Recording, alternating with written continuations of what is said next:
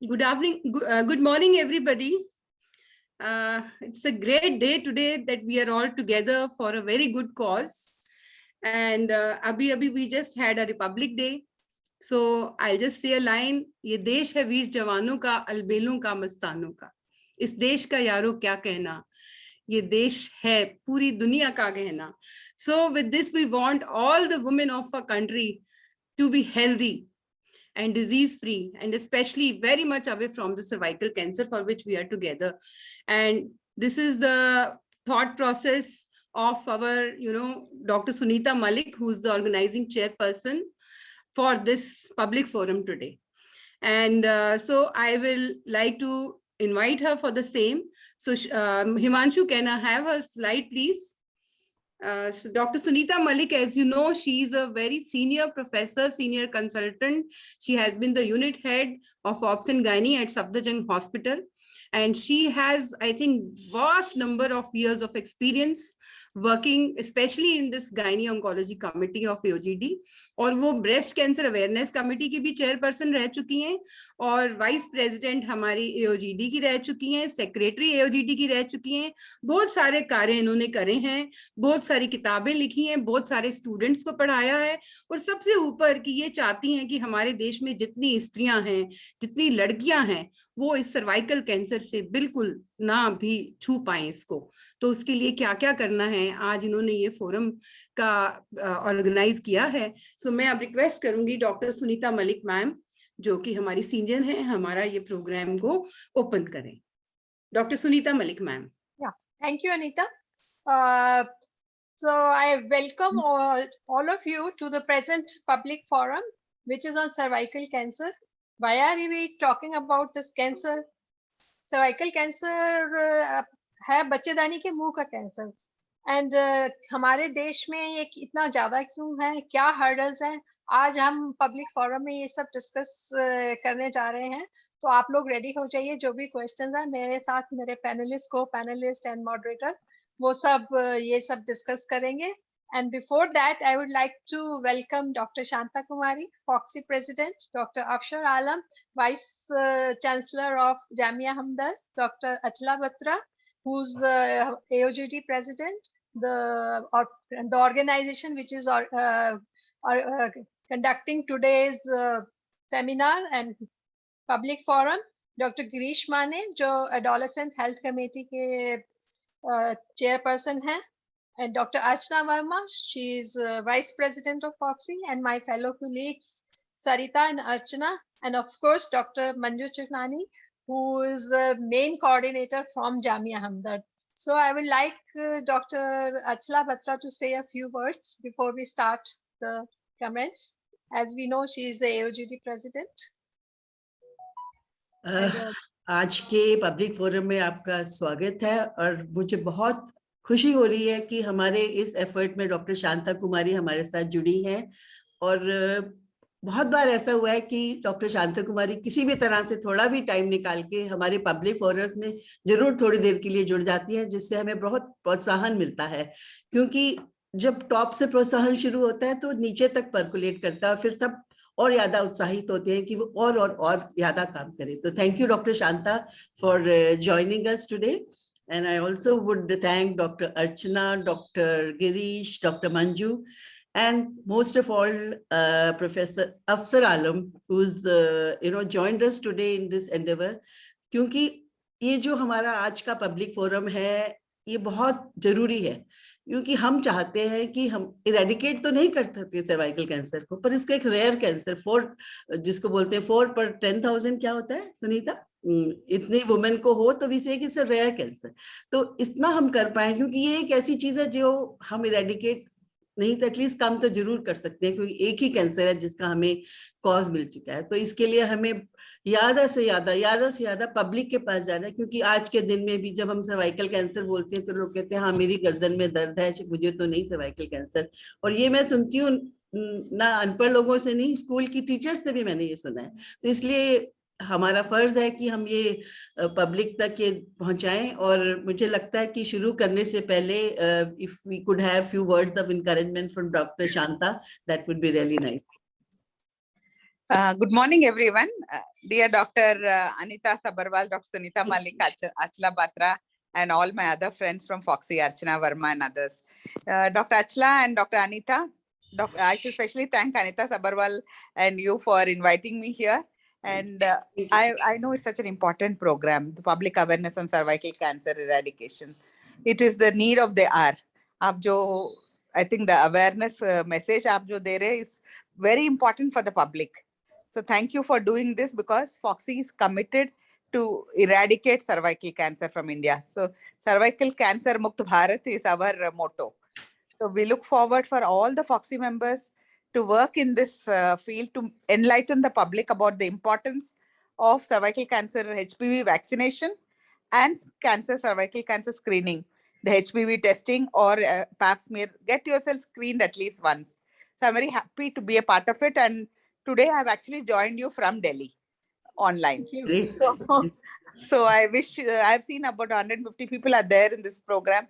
I really want to appreciate AOGD, Dr. Sunita Malik, everyone. So you're doing great job. Please continue the good work, Dr. Anita and all, of enlightening the public about this problem so that they can safeguard themselves against this preventable cancer. Vaccinate all the children, adolescent girls. Cervical cancer vaccination ka bahut sakt zaruri hai. And I hope all of us can emphasize this. School teachers have to be actually enlightened. If you enlighten the school teachers, unke students ko, they will make them aware about the importance of cervical cancer vaccination. So that will go a long way. So all the best, Dr. Anita, Dr. Achala, and everyone. Thank you. Thank you, Dr. Shanta, for Thank you, encouraging Dr. Anita. words. Now, I would like Dr. Afshar Alam to say a few words. Vice chancellor उनका slide दिखा Yeah. दीजिए, उनको Yeah, introduce because- कराने के लिए एक बार slide दिखा देंगे। हिमांशु, एक बार प्लीज उनका स्लाइड डाल दीजिए प्रोफेसर आलम का। Professor Alam is the Vice Chancellor of Jamia Hamdard and he's a very well learned person. He's doing so much work and I think he has lot of work to his credit. So Dr. Sunita, आप चाहेंगी बोलना? बहुत Yeah. सारी books भी लिखी हैं So इन्होंने। as we all know, Dr. Mohammad Afshar Alam, his professor, and he's completed his post-graduation in MCA from AMU and PhD from Jamia Millia Islamia. And presently he is Vice Chancellor and Professor and Dean of School of Engineering Sciences and Technology at Jamia Hamdard. His research areas include software engineering, re-engineering, data mining, bioinformatics, fuzzy databases, and sustainable development. And he's been active in this field for 25 years in teaching, research, authored so many books, supervised 30 doctoral students and more than 200 postgraduate students and projects and research papers. So he's got so many awards and research publication in his name. And he's also well known at both national and international level, including UGC, All India Council of Technical Education, National Assessment and Accreditation Council, Department of Science and Technology. Welcome, Dr. Professor Afshar Alam. We'd like to have a few encouraging words. You have been the main person who has allowed us to talk to Jamia Hamdard students, staff. Sir Alam, Professor Alam है यहाँ पे? Yeah, he's. So you have to unmute yourself. Sorry. Yeah. Thank you very much, Professor Sunita Malik. First, I'm thankful to Professor Manju Chugani who invited me for this program. So today I will just, I have read a lot about the cervical cancer and I will share some data also, what I have learned for last 3-4 days.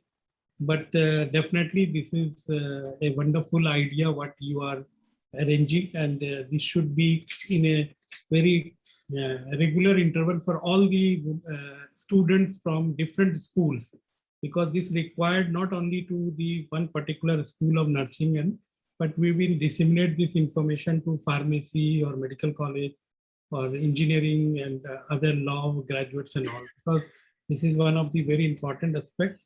And I thank to Dr. Sunita Sabharwal also, who she is always been in touch through WhatsApp, and even in mornings he invited me that today is your date. So thank you, Dr. Sunita. So I just give you the just idea about what I have read. The cervical cancer is the commonest cancer cause of death in women in developing countries.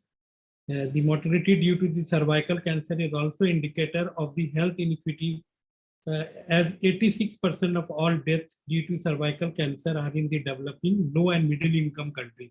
Because this is very important, we have to work out in the lower state of the society, because in the middle and higher society, they know about the activity and they prevent. But in the lower income group, it is very important for that. Every year in India, more than 1,22,000 women are diagnosed with the cervical cancer, and 67,400 approx die from the disease. And India has a population of more than 500 million women age of 15 years and older are the risk of developing cancer. This is the second most common cancer in women age 15 to 45 years. India has a highest age of standardized incidence of cervical cancer in South Asia compared to Bangladesh, Sri Lanka, and Iran. And it is vital to understand the epidemiology of the cervical cancer in India. So India has already have a very national program for cancer since 1975, and which emphasis on equipped the premier cancer institutions. So gradually government, they make policy from 84 to 85 from primary prevention and early detection of cancer cases. From 90 to 91, the district cancer control program. Since in 2010, the cancer control became a part of more comprehensive and larger program for non-communicable disease called National Program of Prevention and Control of Cancer, Diabetic and Cardiovascular Disease and Stroke, where the common risk of factor are addressed in an integrated manner. The present program initiated with the pilot basis of risk reduction and promote the systematic screening through the campus in women over 30 years in different level in rural area and urban area also. So all the population registered shown the persistent decline, the age rate, even the absence of control program. So there is some epidemiology of cervical cancer in India, where they have already, Government of India has projected there, and I heard through my some paper that the Mizoram is a state where Aizawl district is the northern part of India, the highest level of cervical cancer at the age of 24.3 or 25. Then Bangalore is one of the cities where Chennai and Trivandrum and Bhopal, the annual percentage is 1.3 to Chennai is 3.5. These are the data I have gone through the many websites and all that. I know that this is a very important issue. So the Government of India is already working very hard, and you people are actively participated in this forum. So there is a need of a lot to be done for in the lower strata as well as in higher strata, and students, which Professor Achala Verma is already mentioned here. We should go to the school level for information dissemination. So these are my words. Thank you very much for inviting me for this wonderful international conference for this. Thank you. Thank you, sir. Thank you so much. क्योंकि आपने इतने अच्छे से इतनी जानकारी दी और कितनी मेहनत करी है आपने, इसी से पता चलता है कि कितना आप इंटरेस्ट लेते हैं। और जब आप जैसे लोग हमारे साथ जुड़ जाएंगे तो पक्का ही ये जो तकलीफ है, बीमारी है सर्वाइकल कैंसर की, जो कि इतनी इजीली प्रिवेंटेबल है और इवन क्योरेबल है अगर सही टाइम पे इसकी डिटेक्शन हो जाए। तो मैं आपके लिए कहना चाहूंगी कि आप जैसे लोग, मेहनत मेरी पहचान है, खुदा मेरे साथ है। मेहनत मेरी पहचान है, खुदा मेरे साथ है। मंजिल मेरी कामयाबी है, उसे पाना मेरा काम है। तो आप जब जुड़ेंगे तो अब हम इस मंजिल को पा ही जाएंगे। So thank you sir, and keep on. I think in future also we will love to do lot of such activities for the good of the society. Sure. So thank you very much. Thank you so much. Dr. Sunita हमारी अभी थोड़ा सा वो I think net connect की वजह से कुछ issue से चली गई हैं. So she's asked me to take over. So I will now request our Vice President of Foxy, Dr. Archana Verma, कि वो हमें कुछ encouraging words बोलें ताकि हम ये कार्य में आगे बढ़ते जाएं और सर्वाइकल कैंसर से अपना पीछा छुड़ा पाएं. So डॉक्टर अर्चना वर्मा जी, आप प्लीज कुछ बोलिए हमारे लिए. Dr. Archana. Thank you very much. It's really, I'm so proud to be associated with AOGD and especially you and Dr. Sunita Madam. And thanks to Dr. Shanta Kumari, and what a wonderful word from Professor Dr. Afshar Alamji. And really this word of encouragement, actually we must know, हमको public को कभी भी एक problem से डराना नहीं है. हमारा जो एम है, हमारा जो मुद्दा है, वो यही है कि हमारी पब्लिक बहुत अच्छे से समझ ले कि ये जो बीमारियां हैं इनका मैग्नीट्यूड कितना है, कितना ये प्रॉब्लम फैली हुई है, ऐसे क्या एफर्ट्स हैं जो वो लोग खुद कर सकते हैं बचने के लिए. तो बचाव के उपाय ही एक बेस्ट है. एक जमाना था जब लोग सिर्फ प्रिवेंशन पर बिलीव करते थे और ऑल ऑफ अ सडन बहुत डेवलपमेंट हो गया, तो टेक्नोलॉजी बहुत आ गई and everybody started thinking technology हमें सेव करेगा. But yes again we know that prevention is the first and the most important thing. And for prevention, अगर हमको ये पता है कि इतना सारे डिटेक्ट होते जा रहे हैं कैंसर, तो उनको हमें प्रिवेंट कैसे करना है. Yes, it is the most preventable cancer, I must tell you. यही एक ऐसा कैंसर है जिसको हम टाइम से प्रिवेंट कर सकते हैं, और इसके लिए हमें सिर्फ दो चीजों की जरूरत है. Commitment from the professionals and cooperation from the public. तो अगर हमारे पास ये दो चीजें हैं, क्योंकि जितने भी प्रोफेशनल्स हैं, they can do wonderful awareness program and they can make them thinking, but जो ऑपरेशन शुरू होगा, जो विंडो ऑफ अपॉर्चुनिटी है, वो पेशेंट को खुद ही खोलनी होगी. लेडीज को अपने बच्चियों को खुद ही संभालना पड़ेगा, उनको खुद ही उनका टेक ओवर करना पड़ेगा. The moment they start telling and taking care of the girls right from the early age, adolescent से ही उनको ये दो फायदे मिल रहे हैं. अगर आपने एडोलेसेंट एज में ही थोड़ा काफी को ध्यान कर लिया, मेंस्ट्रुअल हाइजीन की क्या वैल्यू है, वैक्सीनेशन की क्या वैल्यू है, जैसे पोलियो इरेडिकेट करने की कोशिश की जा रही है, तो ये सब कोशिशें हैं, स्ट्रैटेजीज हैं जिसमें वर्ड लगा हुआ है. तो हम हिंदुस्तानी किसी चीज में कम नहीं है. अब आज हम ये प्लेज लेते हैं कि इस रिपब्लिक डे के अवसर पर हम लोग इससे फ्रीडम फ्रॉम कैंसर पाएंगे, और अपनी लड़कियों को हम ये गिफ्ट में तोहफा देंगे, इंस्टेड ऑफ गिविंग देम तोहफे और महंगी चीजें आइटम देने की बजाय उनके बर्थडे पे उनको ये एक वैक्सीनेशन कार्ड संभाल के दिया जाए, जिसके साथ उनको ये समझाया जाए कि आज तुम बच्चे लोग ये करो, इसके बाद तुम्हें काफी आधे से ज्यादा परेशानियों से मुक्त रहना पड़ेगा. और जो लेडीज हैं जिनकी शादी हो गई है, वो they should start doing well, understand the value of screening. Screening में हमें अपने गायनेकोलॉजिस्ट के पास जाना है, उनसे बात करनी है, उनको समय लेना है, और हर ओपीडी में आजकल हम लोग लगा रहे हैं स्क्रीनिंग प्रिवेंशन. आई थिंक उसको ध्यान रखना चाहिए. और डॉक्टर सुनीता मैडम तो एओजीडी के मंच से, और डॉक्टर शांता ने जो फॉक्सी के मंच से जो संदेश दिया है, वो आई थिंक घर घर में जाएगा और बहुत ही अच्छा रहेगा. और I am very much sure that north will be the first to counter the cancer. Thank you very much. Thank you, Dr. Archana. Nice message from you. Now I would like to introduce today's panel moderator who have organized all this. May I have their introductory slides?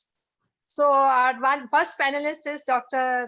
Anita Sabharwal. She is chairperson of Public Awareness Committee, Secretary Foxy Gynecology of South Delhi, past chairperson of Adolescent Health Committee of AOGD, executive member of NACHI, AOGD, Safe Motherhood Committee of Foxy, and she's very active in these public health forums, and she has organized so many CMEs, the dance program, Wakathon, and whatnot.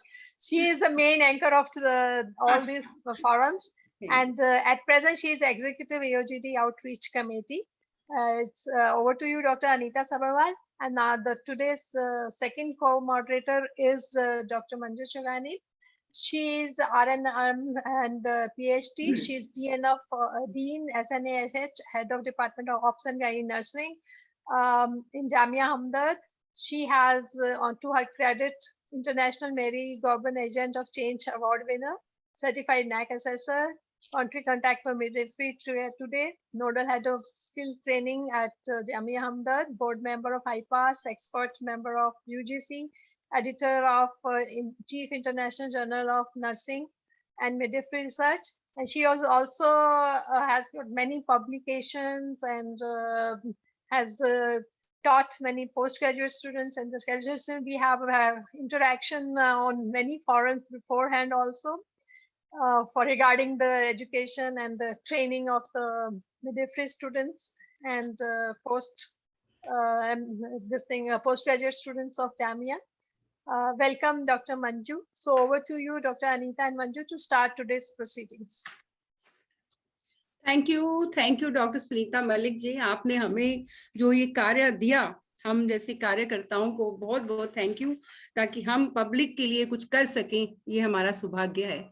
और खास करके मुझे इतना योगदान मिला मेरी को moderator doctor Manju Chugani जी का, क्योंकि इनके साथ मिलकर, क्योंकि कहते हैं ना जब हम अकेले हैं तो एक बूंद की तरह हैं, और अगर हम जुड़ जाएं तो एक सागर की तरह हमारी स्ट्रेंथ आ जाती है। तो ऐसे लोगों से जुड़कर हमें इतना जबरदस्त ताकत मिल गई है कि मुझे नहीं लगता कि वो दिन दूर है जब हम इस सर्वाइकल कैंसर को दूर भगा सकेंगे। तो आज हम चाहते हैं कि कैंसर के प्रति जितने भी लोग हमारे साथ जुड़े हैं उनके प्रति हम जागरूकता लाने के लिए हम सबको चाहेंगे वो भी हमारे साथ जुड़े, सहयोग करें, दूसरों को भी इस कैंसर के प्रति जागरूक करें और सतर्क करें, क्योंकि हमने कैंसर को हराना है, खुद हारना नहीं है, और सभी को हमने मिलकर समझाना है, घबराना नहीं है। इसीलिए आज हम यहाँ इकट्ठे हुए हैं ताकि जो भी हमारे छोटे छोटे प्रश्न हैं, कितनी हमारी टेंशन्स हैं, क्योंकि बात छोटी सी होती है और कहते हैं ना बात का, छोटी सी बात का वो बना दिया बवंडर, तो वो वाली बात है। तो आज यही बातों को हमने क्लियर करना है कि बहुत सिंपल सी बातें हैं, इन्हीं को फॉलो अगर हम करेंगे तो इस इतनी खतरनाक बीमारी से भी हम छुटकारा पा लेंगे। तो जो मेरे साथ डॉक्टर मंजू हैं वो भी और हम दोनों मिलकर थोड़ा इस माहौल को इंटरेस्टिंग बनाएंगे, ताकि जितने भी हमारे पब्लिक जुड़ी हैं हमारे साथ वो इंटरेस्ट से बने रहें, और उनके जितने जितने प्रश्न हैं हम उनके आंसर्स, अपने इतने बड़े जो हमारे आज लोग इकट्ठे हुए हैं, बहुत बड़े बड़े विशेषज्ञ, तो उनसे हम उनके प्रश्नों का उत्तर लेंगे। खास करके क्योंकि सर्वाइकल कैंसर से बचाव करेंगे तो खुद को भी बचाएंगे, औरों को भी बचाएंगे। ये नई है डगर, क्योंकि नया साल है और रिपब्लिक डे का अवसर है, नया सफर है, नया साल है, हम सब भी आगे बढ़ते जाएंगे और सर्वाइकल कैंसर को अवश्य ही दूर भगाएंगे। तो हमारे साथ आज 4 बहुत बड़े पैनलिस्ट जुड़े हुए हैं। डॉक्टर सुनीता मलिक, एज सबको पता ही इंट्रोडक्शन हो गई, जो कि खुद ही इसकी वो कार्यकर्ता हैं, उन्होंने ऑर्गेनाइज किया है। और फिर हमारे साथ हैं डॉक्टर गिरीश माने, जो कि फॉक्सी से हैं और हमारी एडोलेसेंट हेल्थ कमेटी के चेयरपर्सन हैं। मेरे को थोड़ा स्लाइड्स दिखा देंगे? हाँ, तो बहुत सारा इनका योगदान है, क्योंकि ये भी पब्लिक में जा जाके इतना कुछ लोगों को जागरूक करने की कोशिश कर रहे हैं। अभी की बहुत ज्यादा पढ़े लिखे हैं, बहुत कुछ टीचर हैं, बहुत सारी किताबें लिखते हैं और बहुत ही अच्छा कार्य कर रहे हैं ऑप्स गैनी में। और ये वहाँ की सोसाइटी के पास प्रेसिडेंट भी रह चुके हैं, यावतमल, और औरंगाबाद से आते हैं। तो अभी आप इनको सुनेंगे तो आपको खुद ही पता चल जाएगा कितने होनहार हैं। और फिर हमारे साथ हैं डॉक्टर सरिता श्याम सुंदर, जो कि हमारी प्रेसिडेंट रह चुकी हैं हमारी कैंसर सोसाइटी की, पूरे इंडिया की सोसाइटी है कैंसर को बचाव करने की। वो कई साल तक उन्होंने प्रेसिडेंट के रूप में काम किया है और अभी भी सफदरजंग में बहुत सीनियर कंसल्टेंट है और बहुत सारे पेशेंट्स को ठीक करती हैं, और ये पब्लिक के कार्यक्रमों में तो बहुत जबरदस्त इनका योगदान है और मैं भी इनसे बहुत कुछ सीखती रहती हूँ। और डॉक्टर अर्चना मिश्रा भी हमारी एक बहुत सुपर कंसल्टेंट है सफदरजंग हॉस्पिटल में, और बहुत सारी पदवियां हैं इनके पास, बहुत सारे अवार्ड्स हैं, बहुत सारे पेपर्स लिखे हैं, बुक्स लिखी हैं, क्या क्या बताएं तो टाइम लगेगा। पर ये भी बहुत सारे कार्यक्रम करती हैं, कॉलेजेस में भी जाती हैं, हर जगह, ताकि पब्लिक को भी हम जो भी हमारी नॉलेज है उससे अवेयर कर सकें, ताकि वो बीमारियों से बच सके। तो मैं अब डॉक्टर मंजू जी से परमिशन लूंगी, क्योंकि मंजू जी जो हैं उनके बारे में एक अक्षर कहूँ स्टार्ट करने से पहले कि हमेशा उनकी आंखों में मंजिलें थी, गिरते और संभलते रहे और फिर भी आंधियों में भी क्या दम था, चिराग हवाओं में भी जलते रहे। ये इनकी नोशन है कि कुछ भी परेशानी हो मुझे तो आगे बढ़ते ही जाना है। तो अभी मैं इनकी परमिशन लेके पहला क्वेश्चन शुरू करती हूँ और उसके बाद मंजू जी आएंगी। तो क्योंकि हम आज सर्वाइकल कैंसर के बारे में बात कर रहे हैं, हमारी प्रेसिडेंट ने भी बोला कि सर्वाइकल तो लोग सोचते हैं गर्दन है, नेक को बहुत लोग सर्वाइकल समझते हैं, सर्वाइकल कॉलर भी पहनते हैं, तो कोई भी बात होती है तो उनको लगता है शायद हमारी इस गर्दन के कैंसर की बात हो रही है। तो मैम डॉक्टर सुनीता मलिक, मैं जानना चाहूंगी कि ये सर्वाइकल कैंसर है क्या, कहाँ का रोग है ये, और स्त्रियों में हम बात कर रहे हैं। So, what is first thing is what is cervix? Sarita, can you share the presentation, please? So, cervix is the lowermost part of uterus. बच्चेदानी का जो मुंह है उसको हम cervix कहते हैं। और जो कैंसर है जो ये बच्चेदानी में भी हो सकता है, बच्चेदानी के मुंह पे भी हो सकता है, और उसकी साइड पे अंडेदानी होती है ओवरी, उसमें भी हो सकता है। सो इनफैक्ट बट हम सिर्फ सर्विक्स के बारे में बात करेंगे, जो बच्चेदानी का मुंह है उसकी बात करेंगे। ये जो है यहाँ पे सर्वाइकल कैंसर, तो इस पार्ट का क्यों हम इसके बारे में बात करना चाहते हैं कि of all the cancers this is the only one which we can prevent.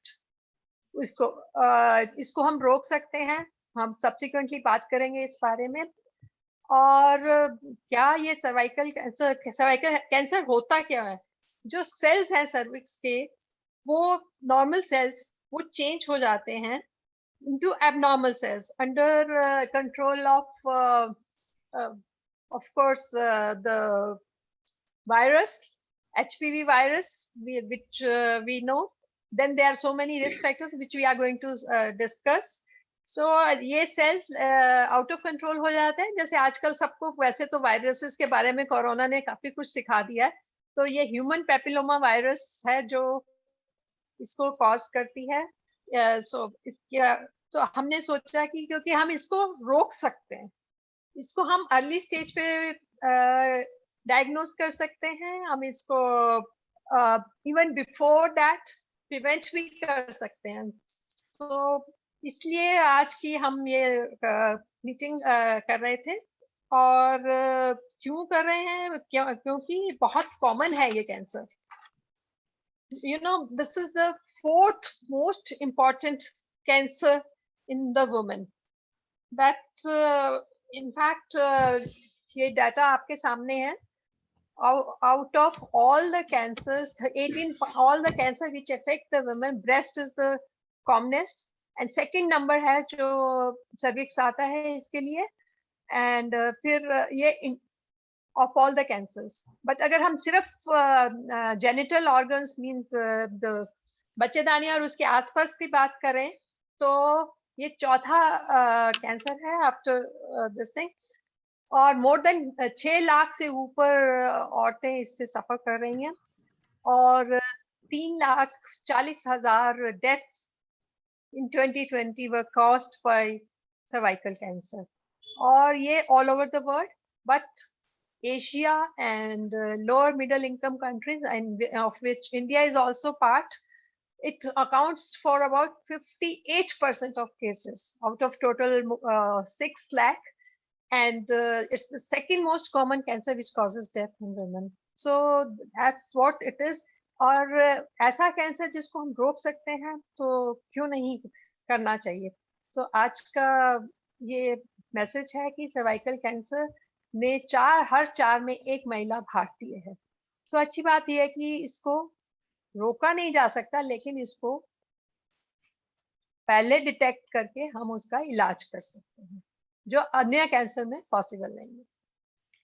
बिल्कुल ठीक बताया आपने डॉक्टर सुनीता मलिक जी। बिल्कुल कई सारे हमारे क्वेश्चंस के आंसर आपने दे दिए कि ये बहुत ही कॉमन कैंसर है, और बच्चेदानी गर्भाशय के मुख का कैंसर है, कि जो सबसे नीचे का हिस्सा बच्चेदानी का होता है उसको सर्विक्स बोलते हैं, और वहां पे ये कैंसर करता है। जैसे हमारे मुंह के लिप्स हैं, ऐसे बच्चेदानी के भी एक तरह के लिप्स भी बोल सकते हैं, वहां होता है। और जो कि जब भी गायनी वाली डॉक्टर्स को चेकअप लेडीज कराने जाती हैं तो वो बड़ी इजीली उसको देख पाती हैं। इसीलिए कहते हैं कि क्योंकि ये तो देख भी सकते हैं आसानी से, बिना तकलीफ के, बिना दर्द के, तो ये कैंसर का, जैसे कि आपने बताया कि इसको हम बचा सकते हैं।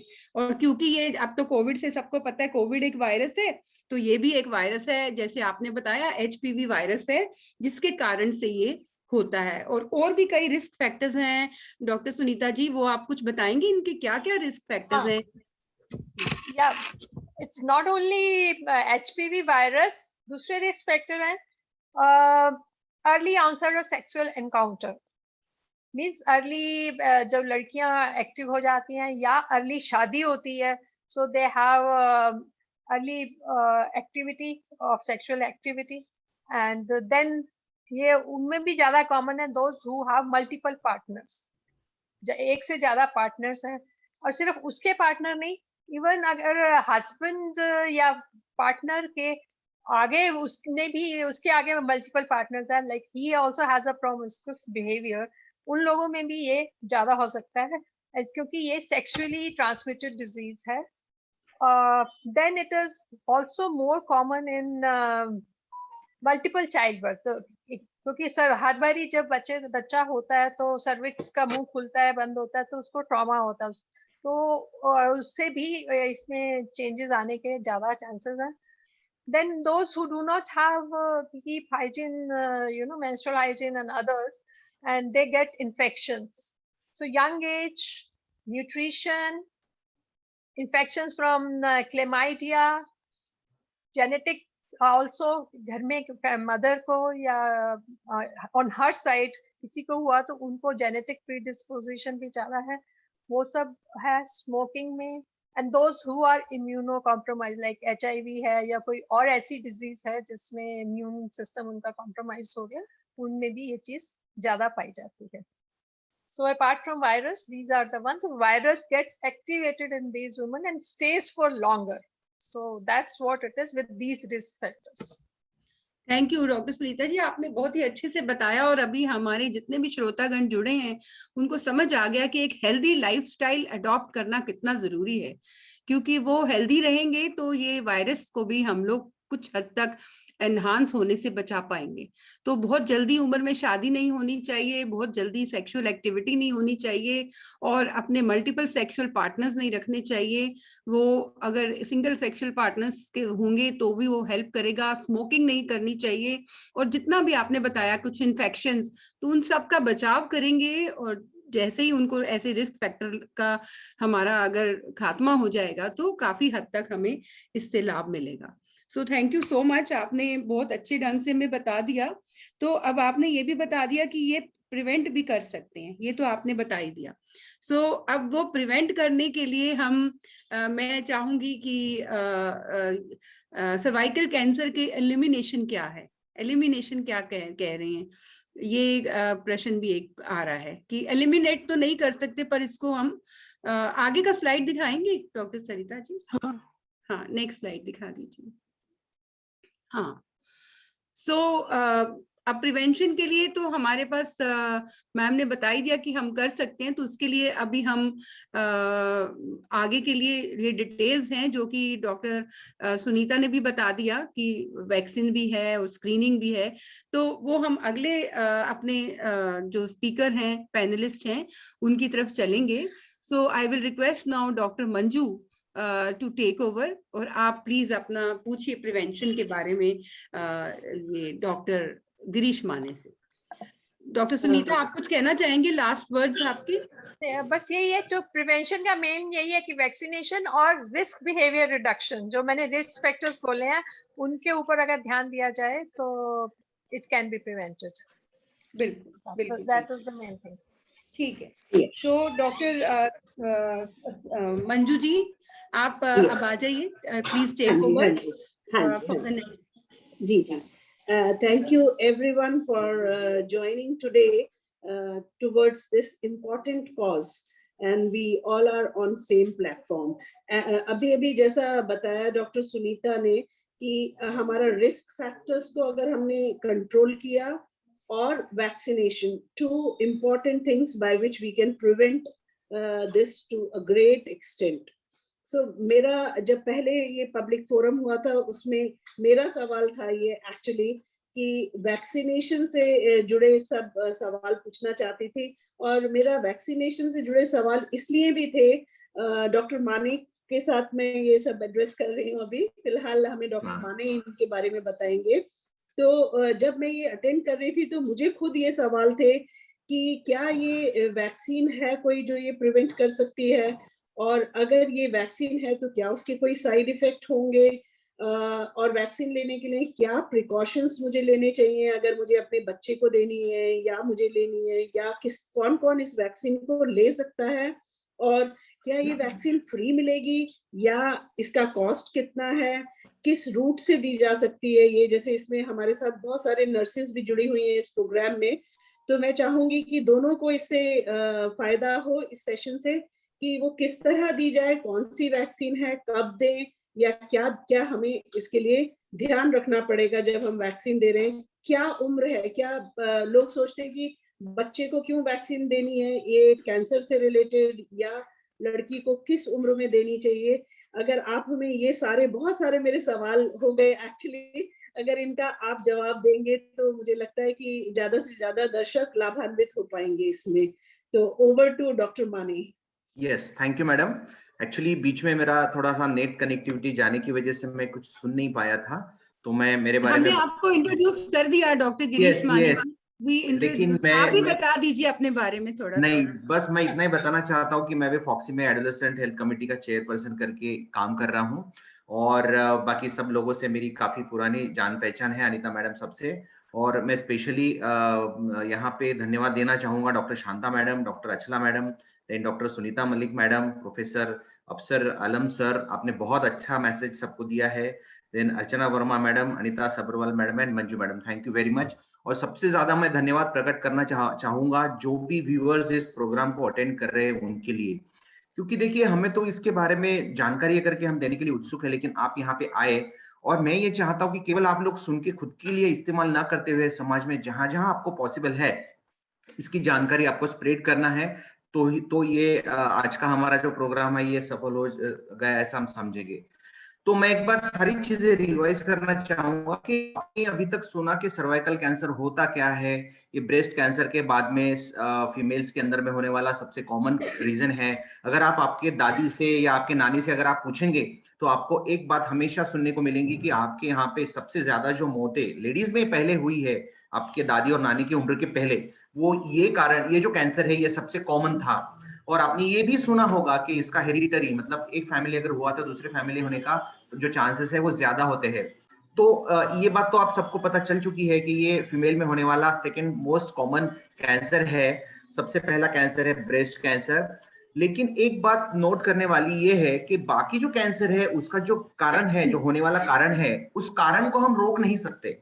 उसका हम पहले डायग्नोसिस कर सकते हैं और उसका फिर ट्रीटमेंट कर सकते हैं. लेकिन सबसे अलग बात कैंसर सर्विक्स की ये है कि हम इसको रोक भी सकते हैं. ये सबसे महत्वपूर्ण और सबसे अलग बात है, और इसीलिए आज हम आपके सामने बात कर रहे हैं. जबकि ये बात तो सबको मालूम है कि breast cancer is the commonest, लेकिन इसलिए हम, क्योंकि सर्वाइकल कैंसर को रोक सकते हैं, इसलिए इसकी चर्चा होना बहुत जरूरी है. और इस चर्चा से जो कुछ भी महत्वपूर्ण माहिती, जो जानकारी आपको मिलेंगी वो सबको आपने देना है. तो ये एक बात आपको मैडम ने बताई कि ये होने का जो रीजन है वो एक एचपीवी वायरस है. अभी आप सोच रहे होंगे कि एक वायरस कैंसर कैसे कर सकता है.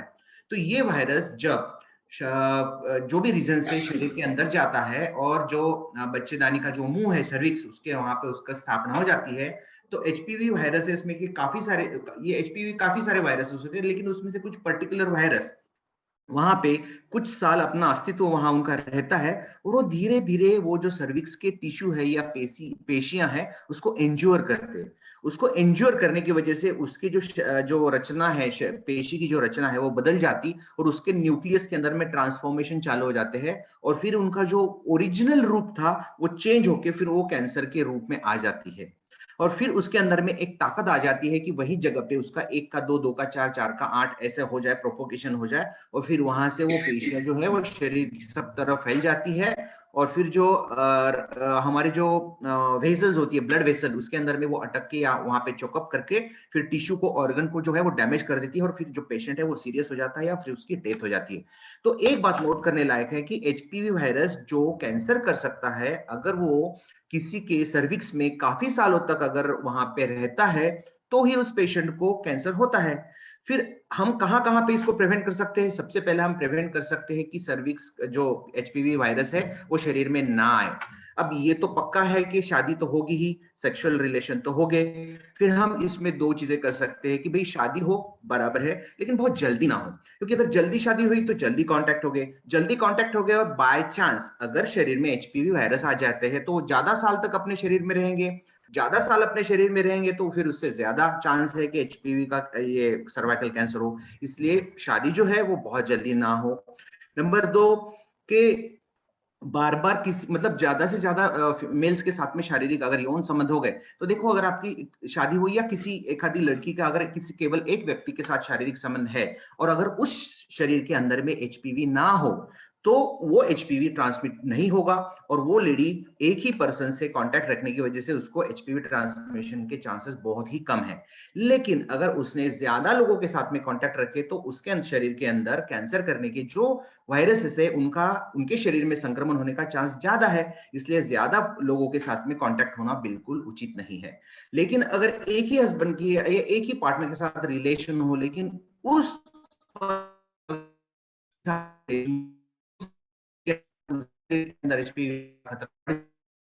के जो पार्टनर के भी रिलेशंस नहीं होना चाहिए ज्यादा, करेक्ट।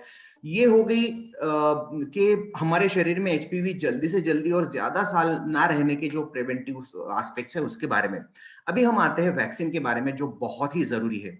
देखो, हर वायरस जो होता है उसके अंदर में कुछ डीएनए होता है, वो डीएनए या वायरस से जब हमारे बॉडी के अंदर जाते हैं तो हमारा इम्यून सिस्टम मतलब हमारी जो रचनात्मक जो हमारे शरीर के अंदर सिस्टम है वो उसके अगेंस्ट में कुछ एंटीबॉडीज तैयार करती है। फिर ये एंटीबॉडीज जैसे ही वो वायरस हमारे बॉडी में आएगा, ये एंटीबॉडीज उसका खात्मा कर देती है और हमारा शरीर जो है उनके प्रभाव से बचता है। यही फंडा हम जैसे अभी कोरोना के वैक्सीन में या सारे वैक्सीन के अंदर में यूज करते हैं। तो सेम फंडा इसमें भी यूज किया गया है कि जो सर्वाइकल कैंसर करने वाला इसका कल्प्रिट है, मतलब जिसकी वजह से ये कैंसर हो जाता है, वो एचपीवी वैक्सीन, उसकी भी कई तरह की वैक्सीन क्रिएट हो चुकी है।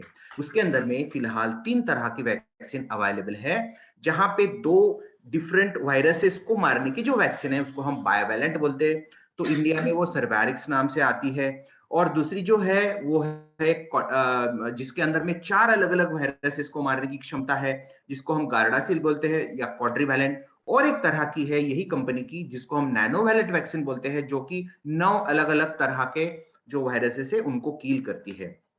तो अगर आप बताइए, जब किसी बच्ची को हम उसी उम्र में ये वैक्सीन दे दे और उसके शरीर के अंदर एंटीबॉडीज तैयार हो जाएगी, तो वो लड़की जब शादी के लायक हो जाएंगी या शारीरिक संबंध रखने के लायक हो जाएगी तो डेफिनेटली अगर उसके शरीर में एचपीवी के वायरस अगर कुछ आते हैं तो ये एंटीबॉडीज जो बचपन में वैक्सीन के थ्रू उसके शरीर में बनी है उसी समय उस एचपीवी को मार डालेगी और उस बच्ची को भविष्य में कभी भी सर्वाइकल कैंसर नहीं होगा। हम कभी भी ये शब्द इसलिए इस्तेमाल कर रहे हैं क्योंकि इसकी जो एक्यूरेसी है वो 90% से भी ज्यादा है। कुछ स्टडीज ने 90 बताया है, कुछ ने 95 और किसी ने तो 100% इसका रिजल्ट बताया है। तो अगर हम उस बच्ची को एक सही उम्र में एंटीबॉडीज तैयार करके उस कैंसर के खिलाफ तैयार कर देते हैं तो इससे अच्छी बात हो भी क्या सकती है। लेकिन जरूरी नहीं कि हर बच्ची को ये वैक्सीन, तो एक उम्र ढलने के बाद या सेक्सुअल एक्टिविटी होने के बाद में क्या प्रिवेंटिव है हम उसके बारे में भी बात करने वाले हैं। तो जनरली हम 9 से 45 साल तक के लेडीज को ये वैक्सीन रिकमेंड करते हैं। और एक बात मैं बताना चाहूंगा कि एचपीवी वायरस केवल बच्चेदानी यानी ग्रीवा का कैंसर नहीं करता है, तो योनि मार्ग का भी करता है, वहां का भी करता है, संडास के भी कुछ कैंसर है वो भी करता है, और कुछ फोड़े आते हैं हम जिसको वार्ड्स बोलते हैं। ये सारे जो डिजीज है, ये एचपीवी करता है। इसलिए अगर किसी फीमेल की मैरिज हो चुकी है या उसका सेक्सुअल रिलेशन आ चुका है, तो भी अगर उस लेडी को हम ये देते हैं तो 101% उसको बेनिफिट मिलेगा। दूसरी बात कि किसी लड़की की शादी हो चुकी है या उसका कॉन्टैक्ट हो चुका है, लेकिन उस लड़की के शरीर में अगर तब तक कैंसर तैयार करने वाले एचपीवी नहीं आए हैं और अगर उसने वैक्सीन ली, तो 100% भविष्य में ये वैक्सीन उसको आने वाले जो प्रॉब्लमेटिक एचपीवी है उनसे बचाएंगी। इसलिए हम रिकमेंड करते हैं कि 9 से 45 तक जिन्होंने भी वैक्सीन नहीं ली है, उन सब ने ये वैक्सीन लेना बहुत ही ज्यादा फायदेकारक है। तो अभी इसमें ये कहा गया है कि 9 से लेके 14 साल तक की जो गर्ल्स है उनको दो डोजेस देनी है और 14 के ऊपर 3 डोजेस देनी है।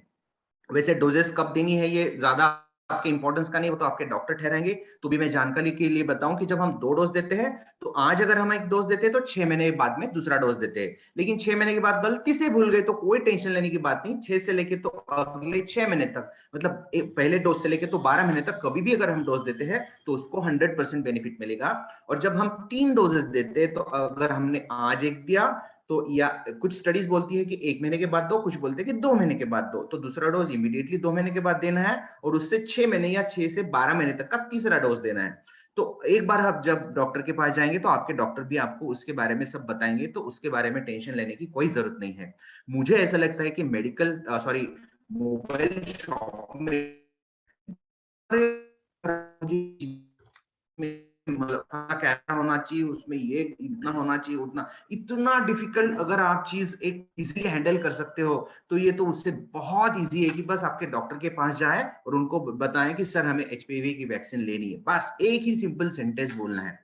अभी एक बात बहुत इंपॉर्टेंट कि अगर कोई नर्स है तो उसको किसी को अगर जानकारी देनी है तो उसने क्या देना चाहिए? उसने यही बोलना चाहिए कि एचपीवी वैक्सीन जो है वो एचपीवी नाम के वायरस को मारने के लिए है। एचपीवी वायरस को क्यों मारना है? क्योंकि ये सारे स्टडीज में ये पता चल चुका है कि एचपीवी वायरस ही वो वायरस है जो बच्चेदानी के मुंह का कैंसर क्रिएट करता है। और अगर किसी का कांटेक्ट आ भी गया है तो भी उस लेडी को वो वैक्सीन लेने में कोई दिक्कत नहीं है, क्योंकि जरूरी नहीं है कि उसके शरीर में वो वायरस ऑलरेडी आ चुका हो सकता है कि भविष्य में आने वाला जो वायरस है उससे प्रिवेंट हो जाए। और बच्चेदानी के मुंह के साथ में बहुत सारे और कुछ कैंसर और प्रॉब्लम्स है, उससे भी वो वैक्सीन उसको पक्का बचाएगी। और 9 साल से लेके तो 45 साल तक का ये वैक्सीन हम लगा सकते हैं। 9 से 14 तक हमने सिर्फ 2 डोज रिकमेंड करने हैं और 15 से 45 तक हम 3 डोज रिकमेंड करते हैं। और वैक्सीन देना तो इतना आसान है, बस कमर में लगा दीजिएगा वैक्सीन, दैट्स फाइन। और उसका जो डोज है वो स्टैंडर्ड डोज मिलता है, वो डोज बस जैसा मेडिकल से आया उसी तरह से उसको कमर में लगा देना है। और एक रफली ध्यान रखना है कि हमने वो कब लगाया, ताकि हम अगले जो डोजेस है वो दे पाए। Now coming to the side effect, सबसे इंपॉर्टेंट, एचपीवी वैक्सीन को आज तक मैंने कम से कम 1000 से ज्यादा बच्चियों को वैक्सीनेट किया हुआ है, लेकिन आज तक मुझे एक भी बच्ची का कोई साइड इफेक्ट सुनने भी नहीं मिला। और ये सिर्फ मेरा ही एक्सपीरियंस नहीं, तो यहाँ बैठी जितने भी डॉक्टर्स है, सुनीता मैडम है, अनीता मैडम है, जितने भी है, हम सबकी तरफ से मैं आपको ये आश्वस्त करना चाहता हूँ कि एचपीवी वैक्सीन को एक भी साइड इफेक्ट नहीं है, कुछ भी साइड इफेक्ट नहीं है। बस आपको एक ही बात का थोड़ा सा ध्यान रखना है कि उसका कोल्ड चेन मेंटेनेंस, मतलब वो जो है वो उसका जो ट्रांसपोर्ट होता है वो सही ढंग से हो, और आप जब लगा रहे हो तो उसका टेम्परेचर सही हो।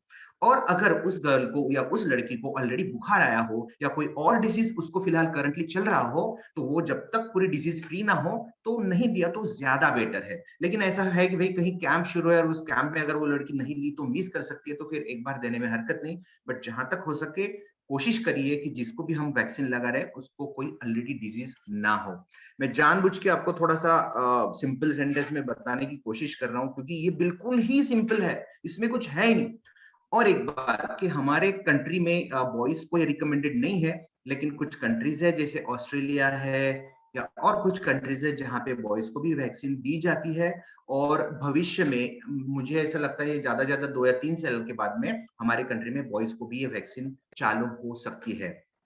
इतनी सारी स्टडीज करी है कि भाई वैक्सीनेटेड जो गर्ल्स है और अनवैक्सीनेटेड जो लेडीज है उनके अंदर में जो डिजीज होने की जो ये है उनका रिसर्च किया गया, तो ये पता कर आपने जो स्लाइड पे देख सकते हैं कि जो वैक्सीनेटेड गर्ल्स या वैक्सीनेटेड जो फीमेल्स है उनके इसमें CIN1 मतलब सर्वाइकल इंट्राएपिथेलियल न्यूप्लाजिया और कैंसर की जो शुरुआत होती है उसको हम CIN बोलते हैं, तो कैंसर की शुरुआत या जो कैंसर होने के बाद की जो सिचुएशन है, दोनों की इसमें जमीन आसमान का फर्क है। तो आज के इस प्लेटफॉर्म पे मैं मेरी तरफ से इतना ही कहना चाहूंगा कि बाकी कैंसर्स के बारे में हम ये नहीं बोल सकते कि वो कैंसर प्रिवेंट होते हैं या नहीं होते हैं, लेकिन साइंस ने ये प्रूव कर दिया है कि बच्चेदानी का जो ग्रीवा है या मुंह है, उसका जो कैंसर है वो सही में प्रिवेंटेबल है। और वो अगर बहुत अर्ली स्टेज पे हम उसको प्रिवेंट कर ले तो ज्यादा बेहतर है, क्योंकि उसके बाद में सर्वाइकल स्क्रीनिंग करना या उसका मैनेजमेंट सर्जिकल करना या उसके फिर बाकी जो रेडियोथेरेपी, इम्यूनोथेरेपी या बाकी कुछ है, वो थोड़ा सा ज्यादा डिफिकल्ट है और उसके साथ में पेशेंट को और फैमिली को तकलीफ होने की भी संभावना है। इसलिए हेलमेट पहनना ज्यादा उचित है। बगैर हेलमेट के गिर के फिर सर क्या मरम्मत करवा लो, वो ज्यादा डिफिकल्ट भी है और महंगा भी है, उससे तकलीफ भी ज्यादा होगी। सो जो हम हमेशा एक सेंटेंस सुनते आए हैं कि prevention is always better than cure, तो मैं कहता हूं कि सर्वाइकल कैंसर का प्रिवेंशन ये उसका सबसे अच्छा और सबसे बड़ा एग्जाम्पल है। Over to you ma'am. Thank you so much. आपने इतने डिटेल में बताया कि इस कैंसर को रोका जा सकता है और vaccine 90% efficacy, 100% even efficacy if it is given from 15 to 25 years of age, and if it is given 26 to 45 years of age it is 88%. और मुझे बहुत खुशी हो रही है, उस समय मुझे सच में ये जानकारी नहीं थी जब मैंने अपनी बेटी को लगाई कि ये वैक्सीन 16 साल की थी जब वो उसको पहला डोज लगाया और ठीक 6 महीने बाद मैंने उसको सेकंड डोज दिया था। तो मैंने वो ठीक किया। आज डॉक्टर माने से ये भी मैंने जाना कि वो ठीक था, वो वैलिडेट हुआ मेरा वो। और दूसरा जो आपने बताया कि वो IM इंजेक्शन लगाया जाएगा, ये हम IM देंगे और ग्लूटियल मसल्स में दे सकते हैं फॉर नर्सेस।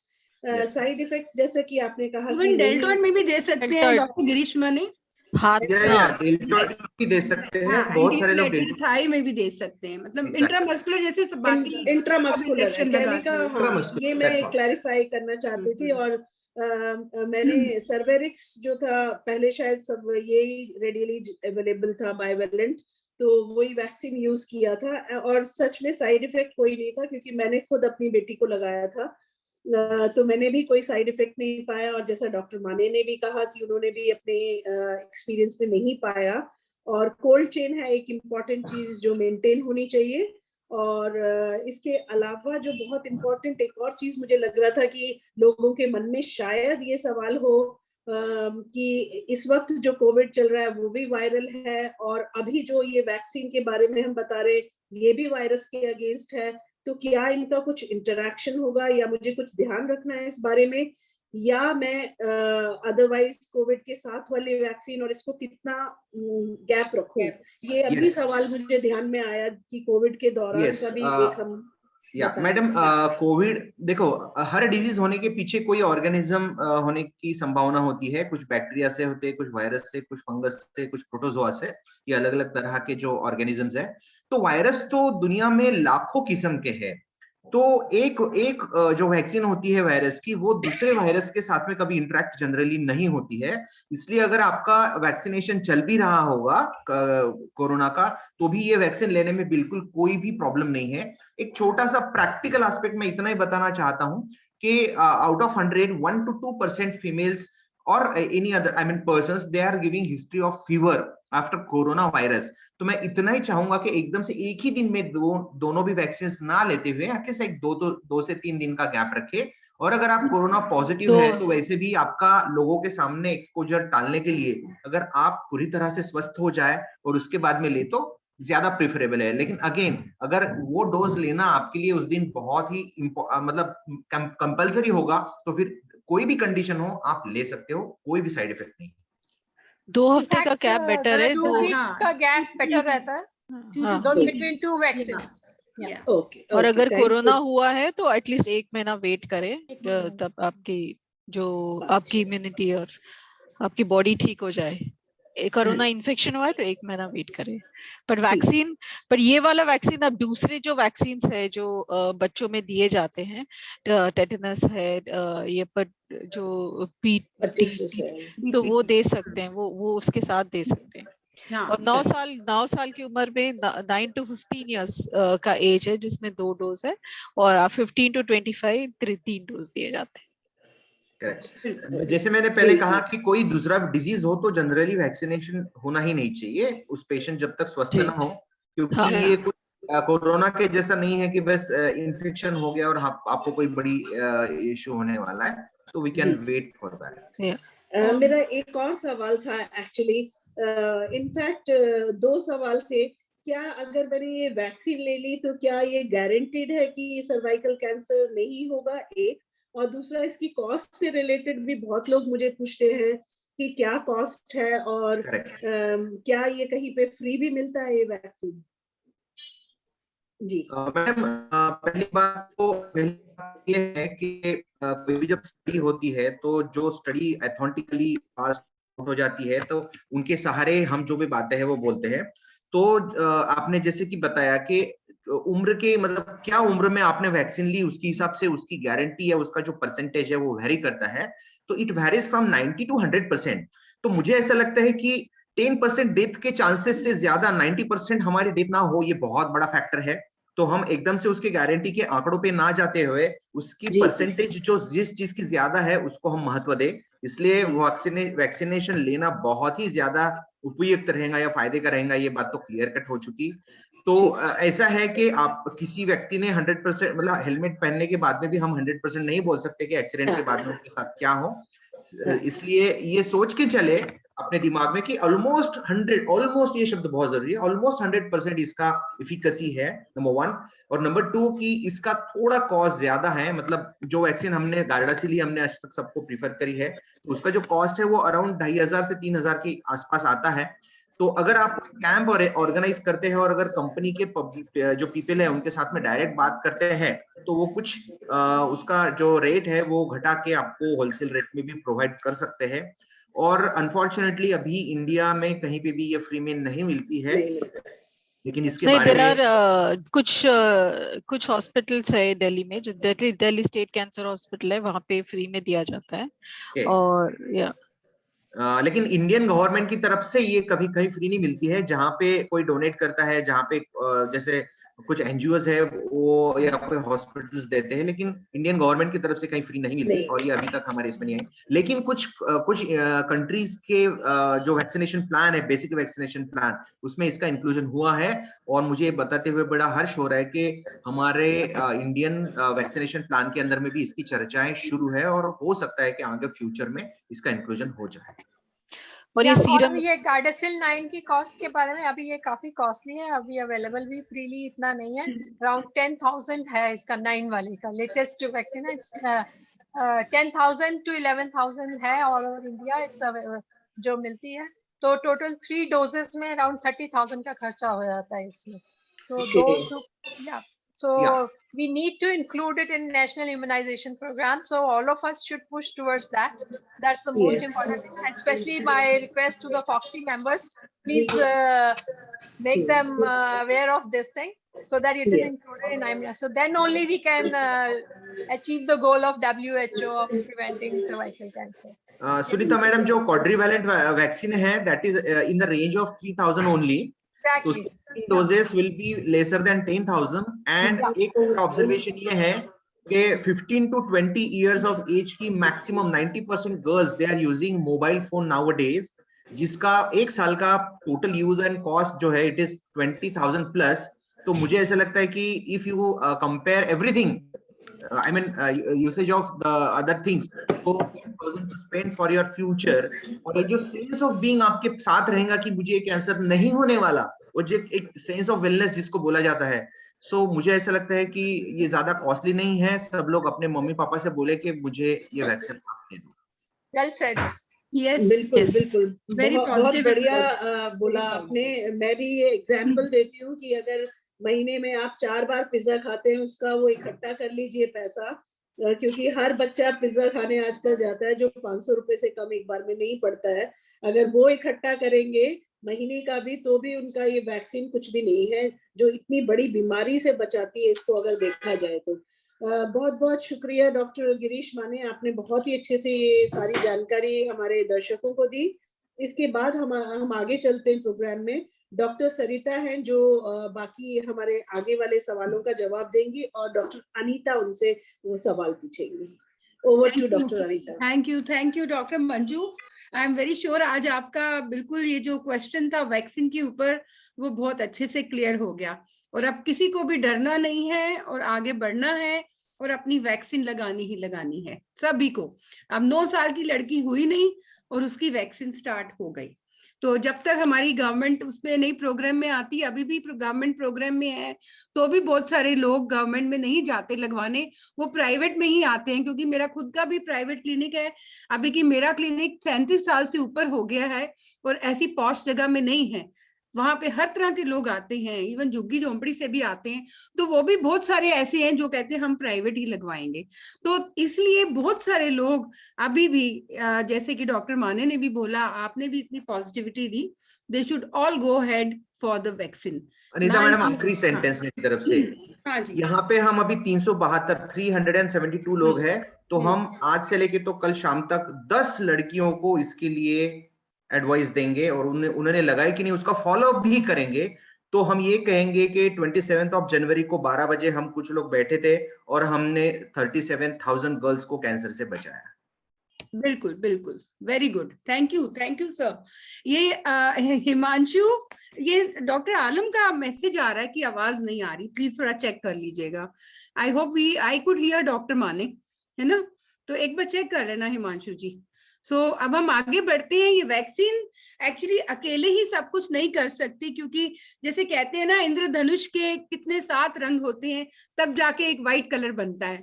तो इसी तरह ये जो हमारी वैक्सीन अकेली नहीं, हमें पहले अपने रिस्क फैक्टर्स का भी ध्यान देना है, हेल्दी लाइफस्टाइल का भी ध्यान देना है, फिर उसके बाद हमारी वैक्सीन आती है जो कि पैदा होते ही हम बच्चों को लगाने लग जाते हैं, पैदा हुआ नहीं और हमने लगा दिया, पोलियो ड्रॉप दे दिया, सब देते हैं, और फिर 9 साल तक अब ये वैक्सीन देनी है। और इसके बाद पर हमारी कुछ ऐसी चीजें हैं, ऐसी जांच है जो वो भी साथ के साथ करने से, किस उम्र में करनी है, उससे भी हमें कैंसर के बारे में पता चल जाता है कि हमें कैंसर होने से पहली वाली स्टेज तो नहीं है, और अगर वो पता चल जाए तो उसका निवारण भी हमारे डॉक्टर साथ के साथ ही कर देते हैं। तो उसके लिए मैं अब इनवाइट करूंगी हमारी बहुत ही बड़ी विशेषज्ञ सर्वाइकल कैंसर के ऊपर ही, जिनका बहुत बहुत जबरदस्त एक्सपीरियंस है। हमारी इस संस्था की जो खाली सर्वाइकल कैंसर की है उसकी वो प्रेसिडेंट भी रह चुकी हैं। तो अब मैं इनवाइट करूंगी डॉक्टर सरिता श्याम सुंदर को कि वो हमें सर्वाइकल कैंसर स्क्रीनिंग जो है, जांच है, और खास करके पैप स्मीयर, ये सब क्या है, ये इससे हमें क्या लाभ होता है, ये कैसे करते हैं, और इससे कोई तकलीफ तो नहीं होती या इससे कोई परेशानी तो नहीं होती, और ये कैसे होती है। तो डॉक्टर सरिता श्याम सुंदर, प्लीज आप हमें इसका ज्ञान दीजिएगा। Dr. Anita, good morning, and thank you so much to AOGD and Foxy for the, and Dr. Anita for and all the authorities at Jamia Hamdard University. आपने बहुत अच्छा ये organize किया, और जो हम ये मैसेज देना चाह रहे हैं, आपने बहुत इसका फैसिलिटेट किया और सबको इकट्ठा किया। ये बहुत बहुत जरूरी है, क्योंकि ये सर्वाइकल कैंसर ऐसी बीमारी है जो बिल्कुल खत्म की जा सकती, मतलब एलिमिनेशन। WHO ने कहा है कि ये एक कैंसर है जो बिल्कुल एलिमिनेट किया जा सकता है।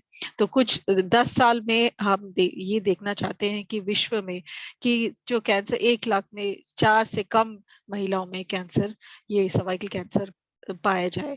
अभी फिलहाल ये अराउंड 18 से 20, मतलब 1 लाख में 18 से 20 महिलाओं में ये कैंसर पाया जाता है हमारे देश में। तो ये स्क्रीनिंग, तो हमने ये देखा कि वैक्सीनेशन है जो शारीरिक संबंध से पहले वो वैक्सीन देते हैं, क्योंकि जो वायरस है, ये जो कैंसर जो वायरस से हो रहा है, तो ये वायरस जो आने बॉडी में, शरीर में आने से रोके। अगर टीका नहीं लिया है या इवन टीका लेने के बाद भी ये कैंसर हो सकता है, क्योंकि ये जो स्क्रीनिंग है ना, जो स्क्रीनिंग मतलब जो कैंसर होने से पहले जो बदलाव है वो पता किया जाए। तो ये कैसे कर सकते हैं? तो ये जो हमने देखा कि जो HPV इन्फेक्शन, जो मैडम सुनीता ने बताया कि जो वायरल इन्फेक्शन है, वो अगर हम ज्यादातर महिलाओं में ये वायरल इन्फेक्शन जैसे जुकाम से होता है, मतलब एक जुकाम हो गया और ठीक हो गए, 2-3 दिन में ठीक हो जाते हैं। बट कुछ ये जो सर्विक्स का जुकाम है, जो HPV इन्फेक्शन है, तो अगर ये इन्फेक्शन ठीक नहीं हुआ, और ये क्यों ठीक नहीं होता है, ये अगर बार बार इन्फेक्शन होता है या फिर सारे अदर रिस्क फैक्टर्स जो सेक्सुअली ट्रांसमिटेड इन्फेक्शंस होते हैं, या कोई स्मोक कर रहा है उस वजह से इन्फेक्शन रहता है, तो वो जो प्री कैंसरस, जैसे कैंसर के पहले जो बदलाव में बदल जाता है, और वो अगर वो भी रहा तो फिर कैंसर होता है। तो ये जो स्टेज है, जो CI, जो बदलाव हो रहा है, जो सर्विक्स के बच्चेदानी के मुंह के जो दीवार है उसमें जो बदलाव हो रहे हैं, वो अलग अलग जांचें से पता लगा सकते हैं। एक जो बोलते हैं पैप स्मीयर की जांच, एक है HPV DNA की जांच, और एक है VI, दैट इज जो सिरके वाली जांच हम कहते हैं। तो कैसे ये जांच करना बहुत ही आसान है। जैसे आप गायनी एग्जामिनेशन करते हैं, ये तो पैप्स में जो है, जो ऐसे थोड़ा सा पानी की जांच होती है, मतलब जो आपके बच्चेदानी के मुंह से थोड़ा सा पानी लेते हैं और वो स्टेन करके माइक्रोस्कोप के नीचे देखते हैं। तो ये महिलाएं 25 से 65 साल की उम्र में ये होता है, और हर 3 साल में ये करवाना चाहिए। और जो VI की जांच है वो और ये जो VI एंड पैप्स में दोनों जांचें सरकारी हॉस्पिटल में फ्री में किए जाते हैं। और ये VI जो टेस्ट है, जो मतलब सिरके वाली जांच है, थोड़ा सा सिरका डाइल्यूट सा लगाते हैं, और उसमें अगर बच्चेदानी तो जो मुंह पे अगर कुछ बदलाव आते हैं, तो फिर वो कैंसर के पहले वाली जो स्टेज है वो बदलाव हो चुके हैं। तो ये टेस्ट हर 5 साल में एक बार किया जाता है। और तीसरा टेस्ट है जो HPV टेस्ट है, जो मतलब जो वायरस है कि नहीं, जैसा आप कोरोना का टेस्ट कराते हैं वैसे ही ये टेस्ट होता है, और ये हर 30 से 65 साल की उम्र में कराना चाहिए, और ये 5 से 10 साल तक आप करवा सकते हो। तो ये सबसे अच्छा टेस्ट है जो HPV टेस्ट है। माना जाता है कि ये जो अगर आप टेस्ट 5 साल में एक बार कराए, तो फिर ये आपका कैंसर होने के चांस बहुत ही कम हो जाते हैं। तो ये पैप टेस्ट क्या होता है, मतलब ये पैप टेस्ट, ये छोटा सा ये ब्रश होता है जिससे हम कुछ सेल्स लेते हैं ये बच्चेदानी के मुंह से, और ये स्लाइड पे देख के और फिर ये लैब को भेजते हैं, और इसमें जो सेल्स है वो देखते हैं इसमें बदलाव हुआ है कि नहीं। तो इससे अगर कोई पॉजिटिव आता है तो फिर हम उसको थोड़ा ज्यादा अच्छे से निरीक्षण करते हैं, वो जिसको बोलते हैं कोल्पोस्कोपी। तो ये कराना बिल्कुल ही आसान है। इसमें कुछ जैसे आपका गायनी एग्जामिनेशन होता है वैसे ही ये करते हैं, और इसमें ना कोई ब्लीडिंग, ना कोई पेन, ऐसे कुछ दर्द, ऐसे कुछ होता नहीं है। और इवन जो रिपोर्ट आती है उसके बाद भी अगर नॉर्मल आता है तो अब इसके बाद 5 साल में एक बार कराए। अगर कुछ उसमें बदलाव आते हैं तो फिर उसके बाद वो कोल्पोस्कोपी निरीक्षण करके हम देखते हैं। उसकी भी जो इलाज, अगर कुछ बदलाव आए हैं उसका भी इलाज करना बहुत ही आसान है। थैंक यू डॉक्टर सरिता, आपने बहुत ही आसान तरीके से समझा दिया, क्लियर रूप से, कि स्क्रीनिंग टेस्ट कितना जरूरी है। तो जिन बच्चियों को वैक्सीन लग चुकी है पर अब जब आगे चल के उनकी शादी हो गई, सेक्सुअल कांटेक्ट में आ गई, तो उन सबको भी ये टेस्ट कराना अनिवार्य है। जैसे कि वो गारंटी की बात हो रही थी, क्योंकि वायरस के भी कई टाइप्स होते हैं, हमें मालूम नहीं अब कॉमन वाली जो है स्ट्रेन उनके लिए तो वैक्सीन बनी है, पर कई बार कोई अनकॉमन स्ट्रेन भी आ सकता है, तो उसके लिए भी हमें उसकी जांच करना जरूरी होती है। तो तभी हम 100% श्योर हो जाते हैं अगर ये दोनों चीजें मिला ली जाएं। तो इसीलिए खाली वैक्सीन से नहीं गारंटी होगी, बचपन में वैक्सीन और बाद में जैसे कि डॉक्टर सरिता ने बताया कि हमें इस उम्र से ये वाला टेस्ट शुरू कर लेना चाहिए। और पैप्समेयर में कोई सुन नहीं करना, ना तो कोई लोकल एनेस्थीसिया है, ना कोई बेहोश करना है। ये तो सिंपल वॉक इन टेस्ट है। आप डॉक्टर के ऑफिस में गए, जाके आपने 10 मिनट के अंदर जांच कराई और बाहर आ गए, जितना रूटीन आप अपनी OPD में जाते हो। तो इसलिए इससे बिल्कुल डरना नहीं, घबराना नहीं, आपने जाके अपनी ये जांच अवश्य करानी है, ताकि इससे हम कैंसर से बचे रहेंगे। और जैसे कि डॉक्टर सरिता ने बताया भी कि अगर जो पहले की स्थिति आ भी जाती है कैंसर की, प्री कैंसरस, तो उसको कैंसर का रूप लेने में काफी साल लग जाते हैं। तो इस करके ये बहुत स्लो, ये बहुत अच्छी बात है इस कैंसर की कि ये बहुत स्लो प्रोग्रेस करता है, स्लो इसका रेट है, स्पीड इसकी कम है। तो उस समय में हमारे पास बहुत सारा अवसर मिलता है जबकि हम इसका पूरा इलाज कर सकते हैं। तो पर हम जानेंगे तभी तो इलाज होगा ना, तो इसलिए इसके लिए पैप स्मेयर के लिए डरना नहीं, जाना जरूरी है। सो डॉक्टर सरिता, आपने इतना क्लियर कर दिया, और वाया के बारे में भी आप बता ही रहे थे, तो सिरके वाला टेस्ट, उसके लिए हम अब डॉक्टर मंजू को मैं बोलूंगी कि ये सिरके वाले टेस्ट की क्या मिस्ट्री है, इसको बताइए। डॉक्टर मंजू, ये सिरके वाला क्या टेस्ट है, ये पूछिए आप डॉक्टर अर्चना मिश्रा। पहले तो बहुत बहुत शुक्रिया कि पैप स्मेयर को इतना इजी लैंग्वेज में बताया, और उसके बाद अगर हमको फर्दर जानना है, ये सिरके वाला जो टेस्ट है, मुझे जो जहां तक मैं जानती हूँ ये भी बहुत सिंपल है, और इवन रिमोट एरियाज में जहां और कोई सुविधा नहीं, स्मीयर भी ना कर पाए, मुझे लगता है ये VIA ज्यादा इजी है। तो डॉक्टर अर्चना से हम जानना चाहेंगे कि ये VIA क्या होता है, कैसे किया जाता है, और एक और टेस्ट जो आप HPV बता रहे थे, उसको भी मैं चाहूंगी कि डॉक्टर अर्चना ही हमको इसके बारे में भी बता दे, और how often it is to be done. ये तो हमको ऑलरेडी पता लग गया कि 5 साल से 10 साल के बीच में कराएं HPV और VIA एवरी 5 years, बट कैसे वो क्या हम सेल्फ भी कर सकते हैं इनमें से कोई टेस्ट, जैसे HPV है, क्या सेल्फ भी किया जा सकता है? जैसे आजकल तो कोविड का वो किट ला के लोग अपने आप कर रहे हैं, क्या इसमें भी ऐसी कोई पॉसिबिलिटी है? आप इन पे अगर हमको जानकारी देंगे तो बहुत बहुत शुक्रिया आपका। Thank you doctor Manju. Thank you doctor Manju. मैं डॉक्टर अर्चना मिश्रा हूँ, एंड पहले तो मैं आप सभी को कांग्रेचुलेट करना चाहूँगी इस नई पहल के लिए। सचमुच में आपका ये कार्यक्रम बहुत शानदार है, इतने सारे पार्टिसिपेंट्स हैं इसमें, मतलब जैसे डॉक्टर गिरीश माने ने कहा, सचमुच में अगर इतने पार्टिसिपेंट्स हैं, लोग 10-10 लोगों को भी अगर जागरूक करेंगे तो बहुत बड़ी बात होगी। इसके अलावा मैं डॉक्टर अनीता सबरवाल, डॉक्टर सुनीता मलिक, फॉक्सी, डॉक्टर सरिता श्याम सुंदर, आप सभी का भी धन्यवाद करना चाहूंगी। आज का कार्यक्रम बहुत ही अच्छा है। तो मैं आपको सिरके वाली जांच के बारे में बताऊंगी। वैसे तो डॉक्टर सरिता श्याम सुंदर ने काफी कुछ इसके बारे में बता ही दिया है। जैसे हम जानते हैं हमारा देश जो है बहुत बड़ी पॉपुलेशन है, कुछ बहुत रिच लोग भी हैं, कुछ बहुत गरीब लोग भी हैं, तो हमें पूरी पॉपुलेशन को कैटर करना है। एक भी महिला ऐसी नहीं बचनी चाहिए जो किसी भी वजह से सर्वाइकल कैंसर स्क्रीनिंग से जो है वंचित रह गई। तो सिरके वाली जांच एक बहुत ही सस्ती जांच है, मात्र 6 पैसे का खर्चा आता है एक पे, और ये सभी गवर्नमेंट अस्पतालों में, यहाँ तक कि प्राइमरी हेल्थ सेंटर पे भी अवेलेबल है। सिर्फ हमें इस वक्त जो चाहिए वो है जागरूकता और एक विल पावर, एक हमारी इंटेंशन होनी चाहिए कि हाँ हमारा जो है हमें सर्वाइकल कैंसर को हटाना है। और इसको करने के लिए हमें ऐसा अलग से कुछ भी नहीं चाहिए जो एक नॉर्मल गायनी, ये मैं सभी जो हमारा नर्सिंग स्टाफ है जो सुन रहा है मुझे, उनको मैं बताना चाहूंगी कि इसके लिए किसी ऐसे कोई स्पेशलाइज्ड डॉक्टर की या फिर कोई हमें लैब फैसिलिटी की या किसी बड़ी चीज की आवश्यकता नहीं है। आपका नॉर्मल एग्जामिनेशन टेबल है, एक लाइट सोर्स है, आपका पेशेंट आपके सामने है, ठीक है, उसे इसके बारे में जानकारी दे और उसकी अनुमति लेके हम यह जांच कर सकते हैं। जैसा एक नॉर्मल एग्जामिनेशन, वो मरीज अगर आपके पास आई तो कोई समस्या लेके आई होगी तो आप वैसे भी उसका एक एग्जामिनेशन तो करते ही ना, तो उसी तरह से आपको एक परस्पेकुलम एग्जामिनेशन करना है। बस इतनी स्किल हमें होनी चाहिए कि हम सर्विक्स को लोकेट कर सकें कि हमारी सर्विक्स जो है पूरी तरह से दिखाई पड़ रही है।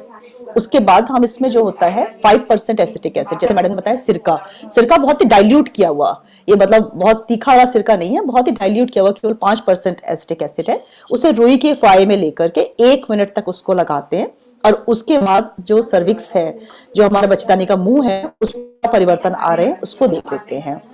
उसमें अगर कुछ हमें सफेदी कहीं नजर आती है, ये चाहे डॉक्टर हो, चाहे हमारा नर्सिंग स्टाफ हो या कोई भी हमारा जो है पैरामेडिकल स्टाफ हो, बस एक छोटी सी उसको ट्रेनिंग की आवश्यकता है कि वो ये समझ सके कि कौन सी सफेदी को हमें देखना है, कौन सी सफेदी जो है वो खतरनाक वाली है। और अगर सबसे अच्छी बात, इससे अच्छा क्या हो सकता है, आप कोरोना टेस्ट भी कराते हैं तो कम से कम 6 से 8 घंटे लगते हैं जांच में आने में, लेकिन सोचिए एक ऐसी जांच जो आपको तुरंत के तुरंत उसका उत्तर दे देगी और उसके बाद आपको 5 साल तक के लिए निश्चिंत कर देगी। इससे अच्छा क्या हो सकता है कि जो सस्ती भी है, कोई भी कर भी सकता है, कोई लैब फैसिलिटी इसके लिए नहीं चाहिए और उसकी जो जानकारी है वो तुरंत के तुरंत हो जाएगी, नेगेटिव है वो तो आपको तुरंत मालूम पड़ जाएगा। आपको 5 साल के लिए निश्चिंत कर दिया जाता है और आपसे कहा जाता है कि आप 5 साल बाद दोबारा आइएगा इसी जांच को करवाने के लिए। अगर बाय द वे पॉजिटिव भी आता है तो प्लीज प्लीज सबसे इंपॉर्टेंट चीज जो मैं आप सबको ये कन्वे करना चाहती हूँ, ऐसा नहीं है कि अगर कुछ उसमें हमें सफेदी दिखाई दे रही है तो जरूरी है कैंसर ही बनेगा, नहीं, ऐसा नहीं है। उसके बाद हम और निरीक्षण करेंगे, कॉल्पोस्कोपी करेंगे, जरूरत पड़ेगी टुकड़े की जांच भी करेंगे। और सबसे पहले चीज आपको दिमाग में ये रखनी है कि 80 से 90% लोगों में ये नेगेटिव ही आता है, इसलिए इतना मतलब इसको चिंता करने की जरूरत नहीं है। इसका आपके दिमाग पे कोई स्ट्रेस नहीं होना चाहिए। आप एक नॉर्मल एग्जामिनेशन करवाने के लिए गए हैं, साथ में अपने डॉक्टर को कहिए कि डॉक्टर साहब हम सर्वाइकल कैंसर स्क्रीनिंग ही करवाना चाहते हैं। बल्कि आप ही क्यों, आपके साथ जो अगर 1-2 महिलाएं और आपको लेकर के अस्पताल गई हूँ, मैं तो उनको भी सलाह दूंगी कि अगर आप किसी और के साथ भी गए हैं, अस्पताल तक अगर आप पहुंचे हैं, तो आपको कोशिश करनी चाहिए कि सर्वाइकल कैंसर स्क्रीनिंग करवानी चाहिए। दूसरी चीज, आपने एचपीवी टेस्ट के बारे में बोला था, तो एचपीवी टेस्ट आजकल WHO की पहली रिकमेंडेशन, ये देखिए ये जो पिक्चर आपको स्क्रीन पे दिखाई दे रही है, तो इस तरह की जो है सफेदी हमें दिखाई देती है। अगर जो पहली पिक्चर है तो ये सफेदी है, ये प्री कैंसरस लीजन हो सकता है। हम इसका आगे निरीक्षण करेंगे, कॉल्पोस्कोपी से टुकड़े की जांच लेंगे। अगर प्री कैंसरस लीजन निकलता है तो हम उसका आगे ठंडी सिकाई या गर्म सिकाई से ट्रीटमेंट भी कर सकते हैं। वाया की सबसे अच्छी बात यह है कि देश के काफी हिस्से ऐसे हैं जहां पे एकदम से लैब फैसिलिटी, कॉल्पोस्कोपी, ट्रेंड कॉल्पोस्कोपिस्ट, ये सब चीजें बहुत मुश्किल से मिलती हैं। लेकिन हाँ, अगर वाया पॉजिटिव आया तो हम साथ के साथ उसका इलाज भी कर सकते हैं, जिसको हम कहते हैं कि हमने जो है स्क्रीन करके टेस्ट कर जो है ट्रीट कर दिया पेशेंट को। तो पेशेंट की समस्या उसी विजिट में पता चली और उसी विजिट में उसको इलाज भी मिल गया। इससे अच्छी बात क्या हो सकती है। दूसरी चीज है एचपीवी टेस्ट की। WHO आजकल ये रिकमेंड कर रहा है, जैसे बार बार कहा जा रहा है prevention is better than cure. तो अभी तक इतने आपने जो हम मुझसे पहले वक्ताओं को सुना, आप इतना तो समझ ही गए होंगे कि पहले संक्रमण होता है, यानी कि इन्फेक्शन होता है। इन्फेक्शन के बाद 10 से 15 साल लगते हैं कैंसर बनने में। बीच में जो सर्विक्स होती है वो प्री कैंसर स्टेज में रहती है, जिसमें हम ये सर्वाइकल कैंसर स्क्रीनिंग से घावों को देख सकते हैं और उनको इलाज कर सकते हैं। तो अगर हम ये जानकारी कर लें कि एचपीवी का इन्फेक्शन हुआ भी है कि नहीं हुआ है, और अगर हुआ है तो हाई रिस्क एचपीवी का ही इन्फेक्शन हुआ है कि नहीं हुआ है, क्योंकि सारे एचपीवी जो वायरस है वो नहीं करते हैं कैंसर। केवल 11 तरह के एचपीवी वायरस होते हैं जो कैंसर करते हैं। बाकी कुछ कोई मस्से करते हैं, कोई कुछ और करते हैं। तो ये भी बिल्कुल वैसी ही जांच है। इसमें जो है कुछ सरकारी अस्पताल हैं जहां पे एचपीवी टेस्ट फ्री हो रहा है, कुछ में जो होता है मरीज को अपने पास से खुद किट लेके आनी पड़ती है। इसमें भी बिल्कुल वही है, हम मरीज को लिटाएंगे, स्पेकुलम लगा के एक बार सर्विक्स को विजुअलाइज करेंगे, फिर उसके बाद जो हमारा जो ब्रश है, ब्रश को हम 5 बार घुमाते हैं और फिर इसके बाद उसको ट्रांसपोर्ट मीडिया में ट्रांसफर कर देते हैं लेबोरेटरी के लिए। वहां पे एचपीवी वायरस का टेस्ट हो जाता है, जैसे कोरोना वायरस का होता है बिल्कुल उसी तरीके से होता है। ये बहुत ही सेंसिटिव टेस्ट है, 90% से ऊपर इसकी सेंसिटिविटी है और स्पेसिफिसिटी भी इसकी काफी अच्छी है। और ये टेस्ट केवल संक्रमण बता रहा है। इसके बाद हमें देखना पड़ेगा कि ये जो उसमें है सर्विक्स पे कोई मॉर्फोलॉजिकल चेंजेस आ रहे हैं। लेकिन सबसे अच्छी बात सोचिए, अगर एचपीवी ही नेगेटिव आ जाता है तो 5 साल के लिए तो आप निश्चिंत है ना कि इसके बाद जो है 5 साल तक आपको दोबारा एचपीवी टेस्ट कराने की आवश्यकता नहीं है। इसका दूसरा उपयोग ये है कि भगवान न करे अगर किसी का प्री कैंसरस लीजन निकला, उसको हमने ट्रीट कर दिया, उसको हमने ठंडी सिकाई या गर्म सिकाई से ट्रीट कर दिया, तो 1 वर्ष के बाद हम एचपीवी टेस्ट करा के ये देख सकते हैं कि कहीं कुछ बचा तो नहीं रह गया, हमारा ट्रीटमेंट पूरा हो गया है कि नहीं हो गया है। तो इसके लिए भी जो है एचपीवी का जो है काफी महत्व है। WHO अभी बहुत एडवोकेट कर रहा है। अब कोरोना में क्या हुआ, देखिए अगर आप और मैं बिल्कुल स्वस्थ हैं और हमसे कहा जाए कि अस्पताल चले जाइए आप सर्वाइकल कैंसर स्क्रीनिंग करने के लिए, तो शायद एक बार को हमको भी झिझक होगी, क्योंकि भाई इस वक्त इतना पैंडेमिक चल रहा है। तो self tested DNA testing, HPV testing की जो बात है ये नई नहीं है, आज से जो होता है 7-8 साल पहले से चल रही है। लेकिन कोरोना में इसमें एक नया विकास हुआ है। क्यों नया विकास हुआ है कि अगर हम मरीज को कोई ऐसी चीज दे सके जो उसके घर पे ही हो जाए और उसको अस्पताल तक भी ना आना पड़े, और जो उसको पूरी तरह से बता दे कि वो एचपीवी डीएनए टेस्ट हो गया, उसका उसमें नेगेटिव है और वो 5 साल के लिए निश्चिंत है, तो इससे अच्छी बात क्या हो सकती है। तो हमारे देश के कई राज्यों में, जैसे बंगाल में कुछ एनजीओज ने, कुछ डॉक्टरों ने इसकी पहल की, यूनाइटेड किंगडम जो है वहां पे भी इसके बारे में हुआ। तो ये एक तरह की किट होती है। देखिए बहुत सारी चीजों के बारे में आपको पता होगा, काफी लोग इसमें नर्सिंग स्टाफ होंगे, प्रेगनेंसी किट आपने देखी है, कोरोना किट आपने देखी है रेड की, बिल्कुल इसी तरह से एक जो है उसमें क्या होता है, एक किट होती है और एक इंस्ट्रक्शन की लीफलेट होती है। जो इंस्ट्रक्शन की लीफलेट होती है उससे हम पढ़ लेते हैं कि इस किट को कैसे इस्तेमाल करना है। इंपॉर्टेंट चीज है कि इसके पैकेट फेंकना नहीं है। जब भी आप इस कोड किट को रखें, पैकेट प्लीज संभाल के रख लीजिए, क्योंकि दोबारा भी आपका जो सैंपल है वो उसी पैकेजिंग में दोबारा पैक होके जाएगा। उसको आप अच्छी तरह से पढ़ लीजिए, यूरिन पास कर लीजिए, हाथ अच्छी तरीके से धो लीजिए। फिर उस किट में जिस तरह से लिखे हुए हैं, जो इंस्ट्रक्शन लिखे हुए हैं कि उसके टिप को नहीं छूना है, उंगलियों से उसमें नहीं टच करना है, उस सबको पालन करते हुए जो ये किट है, इसमें जो आपका जो एक सिरिंज टाइप की जैसी चीज निकलेगी और उसमें एक प्लंजर होगा, उसको लेना है। उसमें 2 विंग्स बने हुए होंगे, जैसे कॉपर्टी में विंग्स बने हुए होते हैं ना, कि इतने विंग्स तक है, इसे इतना जो होता है वजाइना में इंसर्ट करना है। ऐसा कोई जरूरी नहीं है कि इससे आपको सर्विक्स को टच करना ही करना है, इसमें कोई स्पेकुलम नहीं है। जो औजार होता है ना जिससे हम देखते हैं वहां पे अस्पताल में, ऐसा कोई औजार आपको अपने अंदर नहीं लगाना है। फिर उसके बाद जो होता है, जो प्लंजर है उसे अंदर करना है और 5 बार घुमाना है। इन सब के लिए उसमें क्लिक साउंड दी गई है, जिससे कि आप गिन सकें कि 1 बार, 2 बार, 3 बार, 4 बार, 5 बार हो गया। और उसके बाद दोबारा उसको अंदर विड्रॉ करके धीरे से निकाल करके जो भी उसकी पैकेजिंग है उसमें दोबारा पैक कर देना है। अब जहां पे जो जैसे कि जो विदेशों में तो ये है कि इसको हम बाई पोस्ट भेज देते हैं लेबोरेटरी को। इंडिया के जिन प्रदेशों में स्टार्ट हुआ है वहां हेल्थ केयर वर्कर ही आपको ये दे के जाएगा और हेल्थ केयर वर्कर ही वहां से लेकर के जाएगा। और इससे एचपीवी डीएनए से जो भी रिपोर्ट आएगी वो आपको बाई पोस्ट या बाई हैंड मिल जाएगी कि एचपीवी डीएनए नेगेटिव है या पॉजिटिव है। नेगेटिव है फिर तो कोई चिंता करने की बात नहीं है, पॉजिटिव है तो आपको अस्पताल में सही समय पे बुलाया जाएगा, आगे निरीक्षण किया जाएगा। तो ये तो बहुत ही सिंपल चीज हो गई और कोरोना में तो इसका काफी उपयोग हो रहा है। तो आप सभी को ये जानकारी होनी चाहिए। अगर कोई इंटरेस्टेड पर्सन हो तो उसके लिए हमें आगे भी जानकारी के लिए कांटेक्ट कर सकता है। Thank you Manju ma'am. I think मतलब आपने तो बहुत ही अच्छे से ये बताया। ये जो आपने अभी लास्ट में हमको बताया एचपीवी खुद कैसे कर सकते हैं, मुझे लगता है कि इसको और एसिटिक एसिड वाले टेस्ट को हम ये 2 चीज पैप स्मीयर फिर भी हॉस्पिटल में आए, मतलब नर्सिंग स्टूडेंट्स के साथ मैं ये 2 जरूर आगे भी करना चाहूंगी। बिल्कुल बिल्कुल।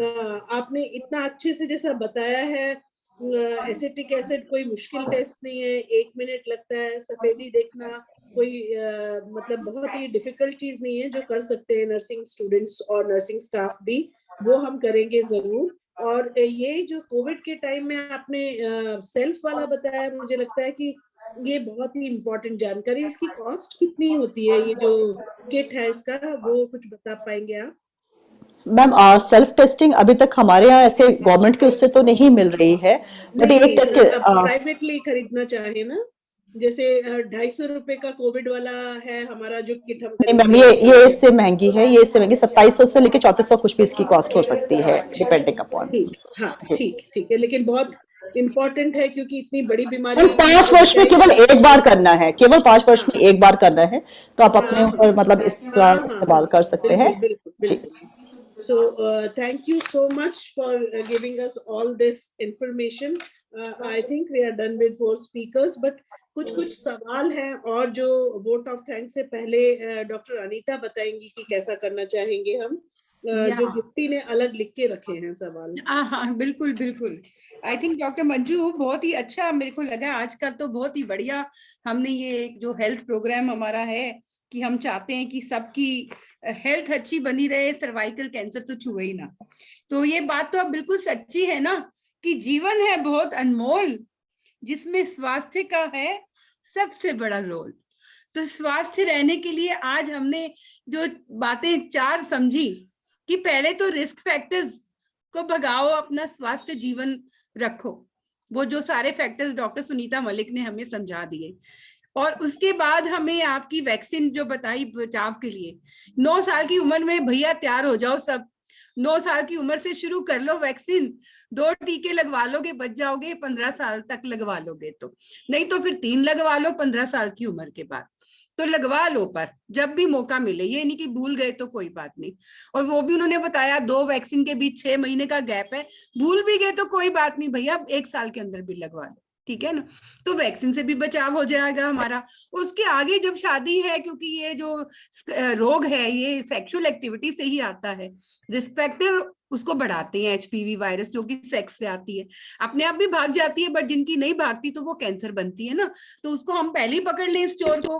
तो उसके लिए आपने अभी स्क्रीनिंग का बता दिया, हम पैप स्मीयर कराएं, हम चाहे सिरके वाला टेस्ट कराएं, हम अब ये एचपीवी कराएं, तो ये सब हमारे टेस्ट भी हो गए, हमारी वैक्सीन भी लग गई, हमारे रिस्क फैक्टर भी खत्म हो गए, और हम सब अच्छे अच्छे भोजन भी खाएं और एक्सरसाइज भी करें और आपस में भी मिले जुलें, खुश भी रहें, जिससे इम्यूनिटी भी बने, तो ये हमारा कैंसर जो है सच में ही भाग जाएगा। और खास करके जब हमारे इतने बड़े महानुभव, इतने विशेषज्ञ, हमारे सारी नर्सेज, हमारी सारी डॉक्टर, हमारी सारी पब्लिक, हमारा सारा जामिया हमदर्द और हम सब अगर मिल गए तो वो दिन दूर नहीं है जब ये कैंसर यहाँ से भाग ही जाएगा।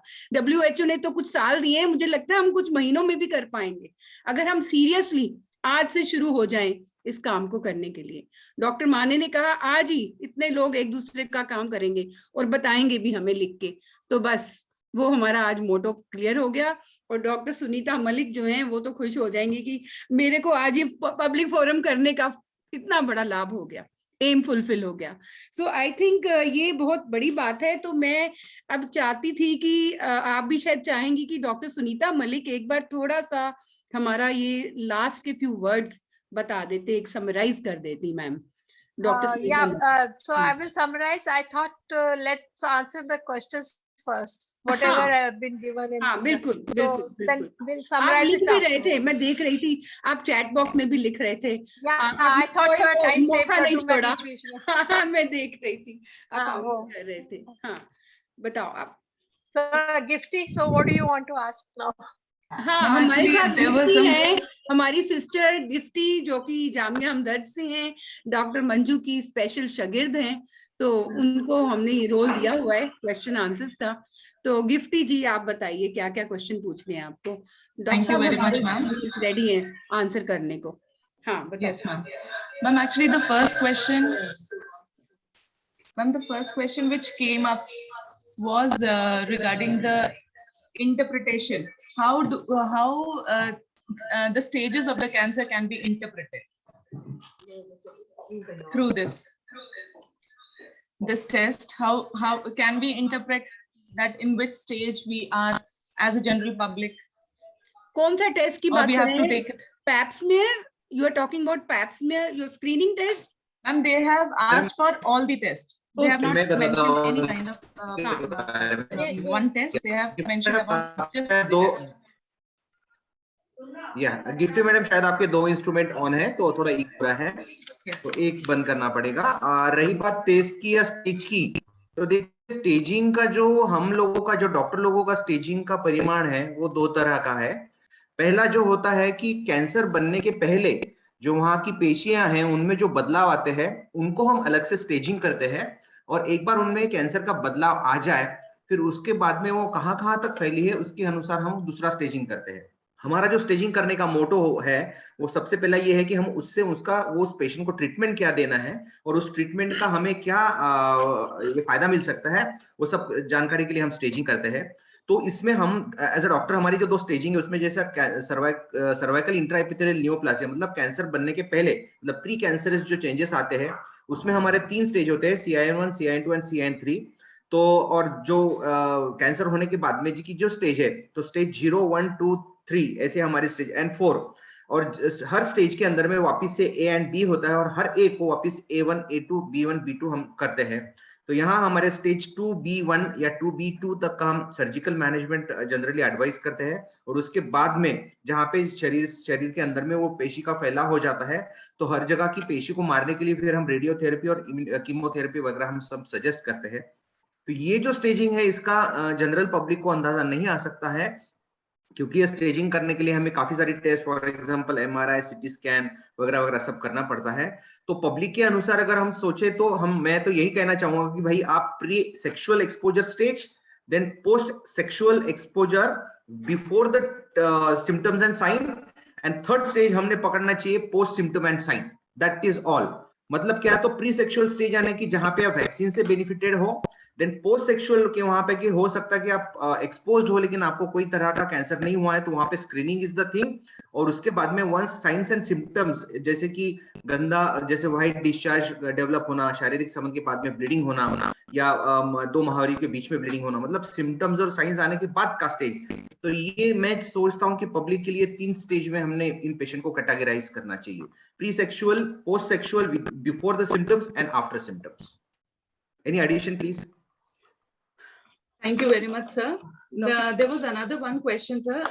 What are the general signs and symptoms? How can we detect that we should go for testing or we should get the kit? So what are the general signs and symptoms related to this? So how just now Sunita Malik ma'am has answered in the chat box. Right. So I think she mentioned abnormal madam एक बार discharge, सबको बता irregular दीजिए आप. bleeding. चलो. Yeah, abnormal discharge, irregular bleeding, and postcoital bleeding. हाँ, अभी doctor Sunita Girish माने ने भी Can एक it be बोला with था, another- is told. So I think that is done. Can be Right. asymptomatic Next. also, so Huh. which we can detect by, which I've already discussed. So we need to, Yeah. Yes. Ma'am, so we next need to, question is. in fact, test. We are doing this test before the cancer develops. Yeah. So that's what no screening means. We have to detect it beforehand. It's only when the cancer has occurred, then these symptoms will come. So we don't want this stage to occur. So the ladies बिल्कुल. should present before that. That's the main. आज हम आए ही इसीलिए हैं कि cancer आए ही नहीं, पहले ही पकड़ा जाए. Okay. Next Ma'am, question. another one question was how much probability is there to transfer HPV from a female to male or male to female? What is the male probability? के cervical cancer होता ही नहीं है पहली बात, लेकिन mail के अंदर में एचपीवी के वायरस ट्रांसफर होने की संभावना होती है.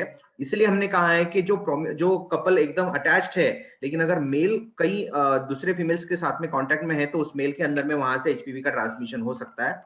सो कैंसर का जो विषाणु है वो ट्रांसफर हो सकता है, कैंसर तो होता नहीं है ऐसा ट्रांसफर.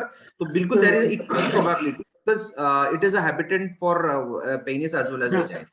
फिनाइल कैंसर हो सकता है मेल में, मगर फीमेल टू मेल मतलब ट्रांसमिशन तो दोनों मेल्स और फीमेल्स दोनों को होता है. तो फिनाइल कैंसर होता है मेल्स में, जो अगर ओरल सेक्स करते हैं तो ओरल कैंसर में भी पाया गया है HPV. Okay, ma'am. Thank you, ma'am. Thank you, sir. Ma'am, the last question, does the cancer spread genetically? If I had, then what is the probability that my children's too have it? As far as possible, for cervical cancer, there has not been found to be a genetic origin for cervical cancer. There are other cancers, जैसे ovarian cancer है, उसमें genetic breast है, ovarian, endometrial, uterus का cancer. तो उसमें काफी genetic cause होता है, अगर genes की वजह से होता है. इसमें अभी तक पाया गया है. These were the major questions which were not replicating each other. But ये है कि किसी की फैमिली में हो जाता है सर्वाइकल कैंसर तो नेचुरली वो सारी फैमिली वाले डर जाते हैं कि मुझे तो नहीं होगा. I had a patient recently, so you know, like, and it happened कि she had, her sister had, and then she also had, so that was a coincidence. But people get scared, so they're very right, genetically नहीं है. So I think most of the answers questions are answered, है ना doctor Manju? जी लगता है ना? तो अभी vote of thanks के लिए अगर नेक्स्ट शेड्यूल हुई है तो हाँ डॉक्टर सुनीता, आपको कुछ कहना चलते चलते? बस यही कहना है कि please no, I think you have been given quite knowledge about cancer cervix, how to prevent it, how to screen it. Please convey it. Please encourage the families around in your neighborhood and all about vaccination. And so that's the main thing. This message I want to give to everyone. And it's not difficult to detect precancerous lesions. So we have so many tests available which can be done. And do visit the center at least once in a lifetime. You know, यही भी कहते हैं कि एक बारी भी अगर cancer की स्क्रीनिंग बिटवीन 25 to 45 years की हो जाए, उससे भी अबाउट 50% चांसेस कम हो जाते हैं सर्वाइकल कैंसर होने के.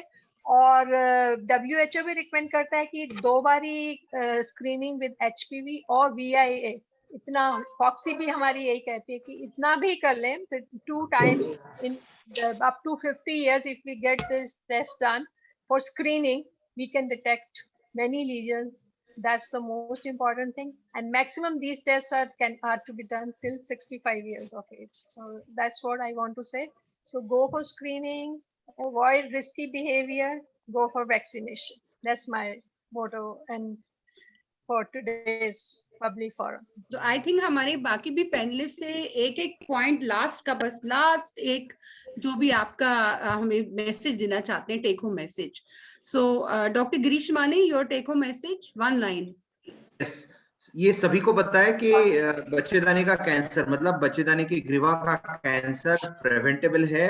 ये होने के बाद में जान जाएगी ऐसा बिल्कुल जरूरी नहीं है, और इसको हम बचा सकते हैं वैक्सीनेशन के द्वारा। Thank you. और doctor Sarita, your take home message. Yes, so this actually ये कैंसर है जो ज्यादा मतलब अभी तो सब कोरोना में डरे हुए हैं कि कोरोना इन्फेक्शन है, और ये बट ये देख रहा है कि इस वाले वेव में कोरोना इन्फेक्शन काफी लोगों को हो रहा है, बट इतना सीरियस नहीं है। बट ये जो इन्फेक्शन है, HPV इन्फेक्शन भी आप बच सकते हैं, और ये इसके लिए इतने सारे मतलब सुविधा है, वैक्सीन है, टेस्ट है, ये सब आप कराएं, क्योंकि ये एक इन्फेक्शन है जो कैंसर बन सकता है। तो इसका टेस्ट करना और बहुत जरूरी है, और इससे बचाव बहुत जरूरी है। तो आई थिंक कि आप जो बहुत जामिया हमदर्द यूनिवर्सिटी इतनी बड़ी यूनिवर्सिटी है और इतना अच्छा काम कर रहे हैं, और आप सब अगर अवेयर हो जाए, आपकी यूनिवर्सिटी ही लीड कर सकती है सारी यूनिवर्सिटीज को दिल्ली में और कंट्री में, कि आपके यूनिवर्सिटी के मैं रिक्वेस्ट करती हूँ वाइस चांसलर सर जी, आप सब अपने स्टूडेंट्स को वैक्सीनेशन करवाएं और अपने स्टाफ का स्क्रीनिंग भी करवाएं।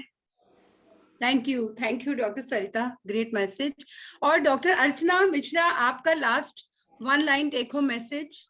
जी, वैसे तो सभी मैसेजेस मुझसे पहले वाले लोगों ने बोल ही दिए हैं। मैं सारे जितने भी हमारा नर्सिंग स्टाफ है उससे रिक्वेस्ट करूंगी कि मतलब ये सोच के नहीं चले कि ये डॉक्टर का काम है। आप जब बैठते हैं, जब आप उनके कांटेक्ट में आते हैं पेशेंट्स के, तो जैसे आप बाकी सारी चीजों को अपना डोमेन समझते हैं कि ब्रेस्ट फीडिंग मुझे बताना है, ये काम मेरा है, तो ऐसे ही आप ये मान के चलिए कि जो भी गायनी पे जो पर्सन आपके उसमें आया है, चाहे वो पेशेंट हो चाहे वो रिलेटिव हो, आपके पास इतना टाइम होता है। आप अगर 5 मिनट भी उसकी काउंसलिंग करते हैं इसके लिए कि सर्वाइकल कैंसर स्क्रीनिंग इस तरीके से की जा सकती है, और एक दिन में अगर आप 5 लोगों को भी सर्वाइकल कैंसर स्क्रीनिंग के लिए राजी कर लेते हैं, तो आप सोचिए आपने 5 जिंदगियों को बचाया, और ये बहुत बड़ी बात है। और इन महिलाओं को आप ये समझाएं कि ये घर जाएं, अपनी जितने भी रिश्तेदार हैं, जितनी इनकी सहेलियां, उनको समझाएं कि इसमें कोई दर्द नहीं हुआ, कोई ऐसी चीज नहीं है, आपको भी करवाना चाहिए। ऐसे ही वर्ड ऑफ माउथ से चीजें फैल जाती हैं।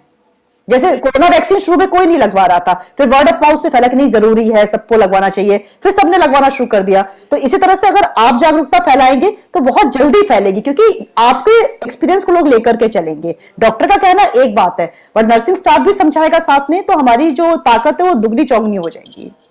Thank you. अच्छा ना मैडम, मेरा तो अनुभव ये है कि जितना भरोसा लोगों को डॉक्टर पे है, उससे बहुत ज्यादा भरोसा नर्सिंग फ्रेटर्निटी पे है। ऐसा Absolutely. बिल्कुल So सर, you are बिल्कुल very sir. perfect Close at your place contact कि with them. these are the nursing जो staff है बहुत अच्छे से स्प्रेड कर सकते हैं। मुझे भी डॉक्टर मंजू पे बहुत भरोसा है, और मैं अब डॉक्टर मंजू से इजाजत लूंगी कि मैं भी एक लास्ट लाइन बोल दूं, फिर आपके वोट ऑफ थैंक्स, ठीक है?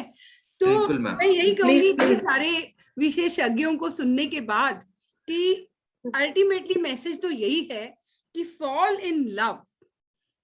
in love with taking care of your body. You fall in love with taking care of your body and create your own health account. You know the difference between your health account and the bank account, or what is common between two? The more you put in, the more you can take out. जितना पैसा डालते हो उतना ही और interest से मिलता है। तो ऐसे ही जितना हम हेल्थ के अंदर अपनी वैक्सीनेशन डालेंगे, अपनी स्क्रीनिंग डालेंगे, अपने सारे रिस्क फैक्टर्स को बचाएंगे, दूर रखेंगे, तो उतनी ज्यादा हमें हेल्थ मिलेगी, उतनी दूर सर्वाइकल कैंसर भागेगा। सो thank you so much doctor Manju for giving us the opportunity. So before you all thank everybody, so we thank you from the core of our heart कि हम एक इस अच्छे कार्य में आज जुड़े, और आज ही नहीं, हम आगे भी चलते जाएंगे जब भी हमें आप मौका देंगे। So thank you so much to everybody from your side as well as from our Foxy AOGD. Thank you so much. Thank you so much. And now Gifty will propose formal vote of thanks. Right. Also, can we also have videos on from everybody so that we can just take a screenshot? एक चीज और पूछनी थी कि हमारा ये YouTube में जाएगा आज का प्रोग्राम? ये YouTube में जाता है ना AOGD का programme?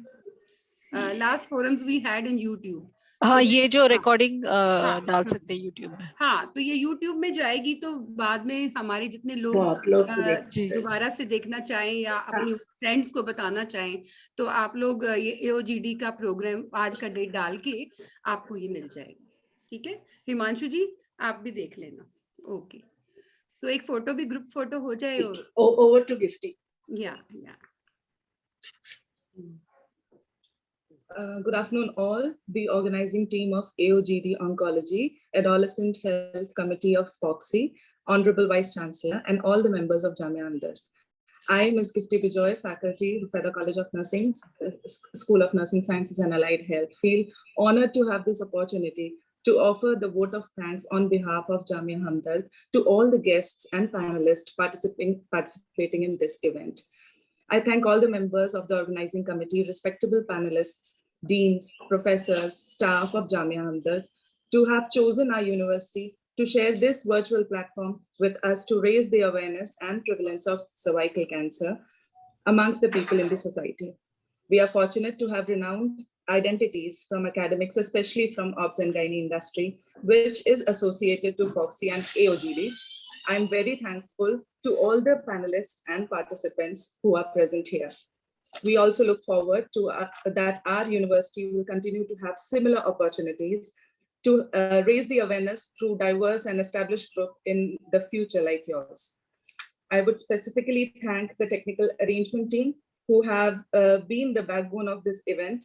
And I would thank Dr. Anita Sabharwal for always being available to help us to conduct such programs which primarily focus on the sensitization of many diseases like cervical cancer. We thank her and her team for the guidance and to be so persistent to share the awareness concerning these many health issues which go undetected, especially amongst women. I would thank our Honorable Vice Chancellor, Professor Dr. Afshar Alam, for always being there to motivate us for organizing such events. I, on behalf of this team, convey deep regards and hearty thanks to our Honorable Vice Chancellor, who spared time from his busy schedule to grace this occasion. I'll also take the opportunity to thank the President and Chairperson of FOXY and AOGD, respectively, along with the entire team of AOGD Oncology Committee and Adolescent Health Committee of FOXY, in which Dr. Sunita, Dr. Girish Mane, along with the panelists, Dr. Archana Verma, Dr. Sarita, and our President of FOXY, Dr. S. Shantakumari, for their esteemed presence and guidance and for counseling these so many people who are online right now. And at last, but not the least, I would thank Professor Dr. Manju Chugani, Dean SNSAH, for her constant guidance and support for conduction and arranging this event timely and efficiently. Dr. Sunita ma'am, it was a great pleasure to have this kind of seminar, this kind of public forum, which was a need in this university and in the society. Thank you, ma'am. Yes. Special thanks to Dr. Sunita Malik because she is actually a guiding force and guiding light for Jamia Hamdard since long. And I think she should be here today physically also. We would like to have you here in future. And this program is under your guidance. So bundle of thanks to you from our side. Thank you so much. Thank you, Dr. Manju. In fact, I would very much like to do it offline. So let's see, maybe Yes. by March, Yes. the situation should be better and we can do after that. Yes. So Yes. that is there. And thank you very much for all the arrangement, Anita and you, both of you, and the Vice Chancellor, Dr. Alam, for allowing us to do this awareness session. And thanks to Sarita and Archana and Dr. Mane, who have co-panelists who have cleared many doubts about this disease. Thanks to all. And of course, Conference International, Himanshu and Shivam, who have always helped us in all these. Thank you very much. Yeah, thank you. Thank you, everyone. Thank you so much. Thank you Thank you very much. Thank you, thanks madam. to Gifty Gifty also has been working hard, you know. Yeah, And, yeah. it has been a real pleasure working with all of you together. Yeah. It was really nice. And I must mention, we also had the present president of ISCCP with us, though she was little unwell, but still she was here. I couldn't see Himanshu. Is Dr. Leela from Visakhapatnam here with us? Yes, she was. Here? Yeah, Oh, I she saw was. her I in saw the her name, but not- initial phase Okay, of this. okay, now maybe Not she's now. not. So we had Yeah. lot of very senior people who had joined People us. also. So Yes. we are very fortunate and blessed today Mm. to have such great people, you know, Yeah. who encouraged us. So I think we'll keep on doing. और आपके लिए तो hands on भी करेंगी doctor Sunita Malik and doctor Sarita Shyam Sundar, doctor अर्चना, पूरा team इनका ready रहता है और hands on they will do for your VIA and it will be Yes. just done. And so I Yeah. think VIA के लिए training मुझे लगता है 3 days or 2 days should be planned. 2 We'll days में plan भी that. काफी हो जाता है मेरे 2 ख्याल में. days. ठीक, और ठीक. डॉक्टर गिरीश माने तो फ्लाई करके आ जाएंगे, तब तक लाइव है. सो हाँ. This whole unit will be there, so we can Okay. Always enjoy also. And you know all the Okay. Nursing people are so good at dancing, so then we will have Yes. that kind of program. Zumba. Then we'll have that also, good feast also, and then we'll have our education and academics also, Yeah. theoretical as well as practical. So we will In fact, enjoy. Government of India has launched this VIA program to train the even ASHA workers, ANMs. Right. I know. Yeah. Program.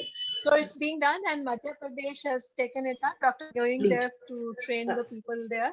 So it's there on. It's part of this thing, national program also. So Yes. anyway, if we can train your nurses at our center, definitely. Dr. Sarika Yeah, thank is, you and Dr. so Archana, much. both of are now doing the oncology work there. So that Yeah. can be done. Right. Thank you very much. I Thank think you. Thank you so we'll, much. And we Bye-bye. all came in teal color, and look at Dr. Girish Mane. He also came in teal color. So that is a sign that we all want to get rid of cervical cancer. Yes. And we had this forum, especially in this is a cancer month actually. Oh. So January. So this is a very auspicious month because it's Republic Day also, New Year also. And we have great hopes that now COVID will also go off. So Yes, of along course. with that. So thank you everyone for joining. Thank you so much. Thank you. Bye. Bye. Bye. Thank you.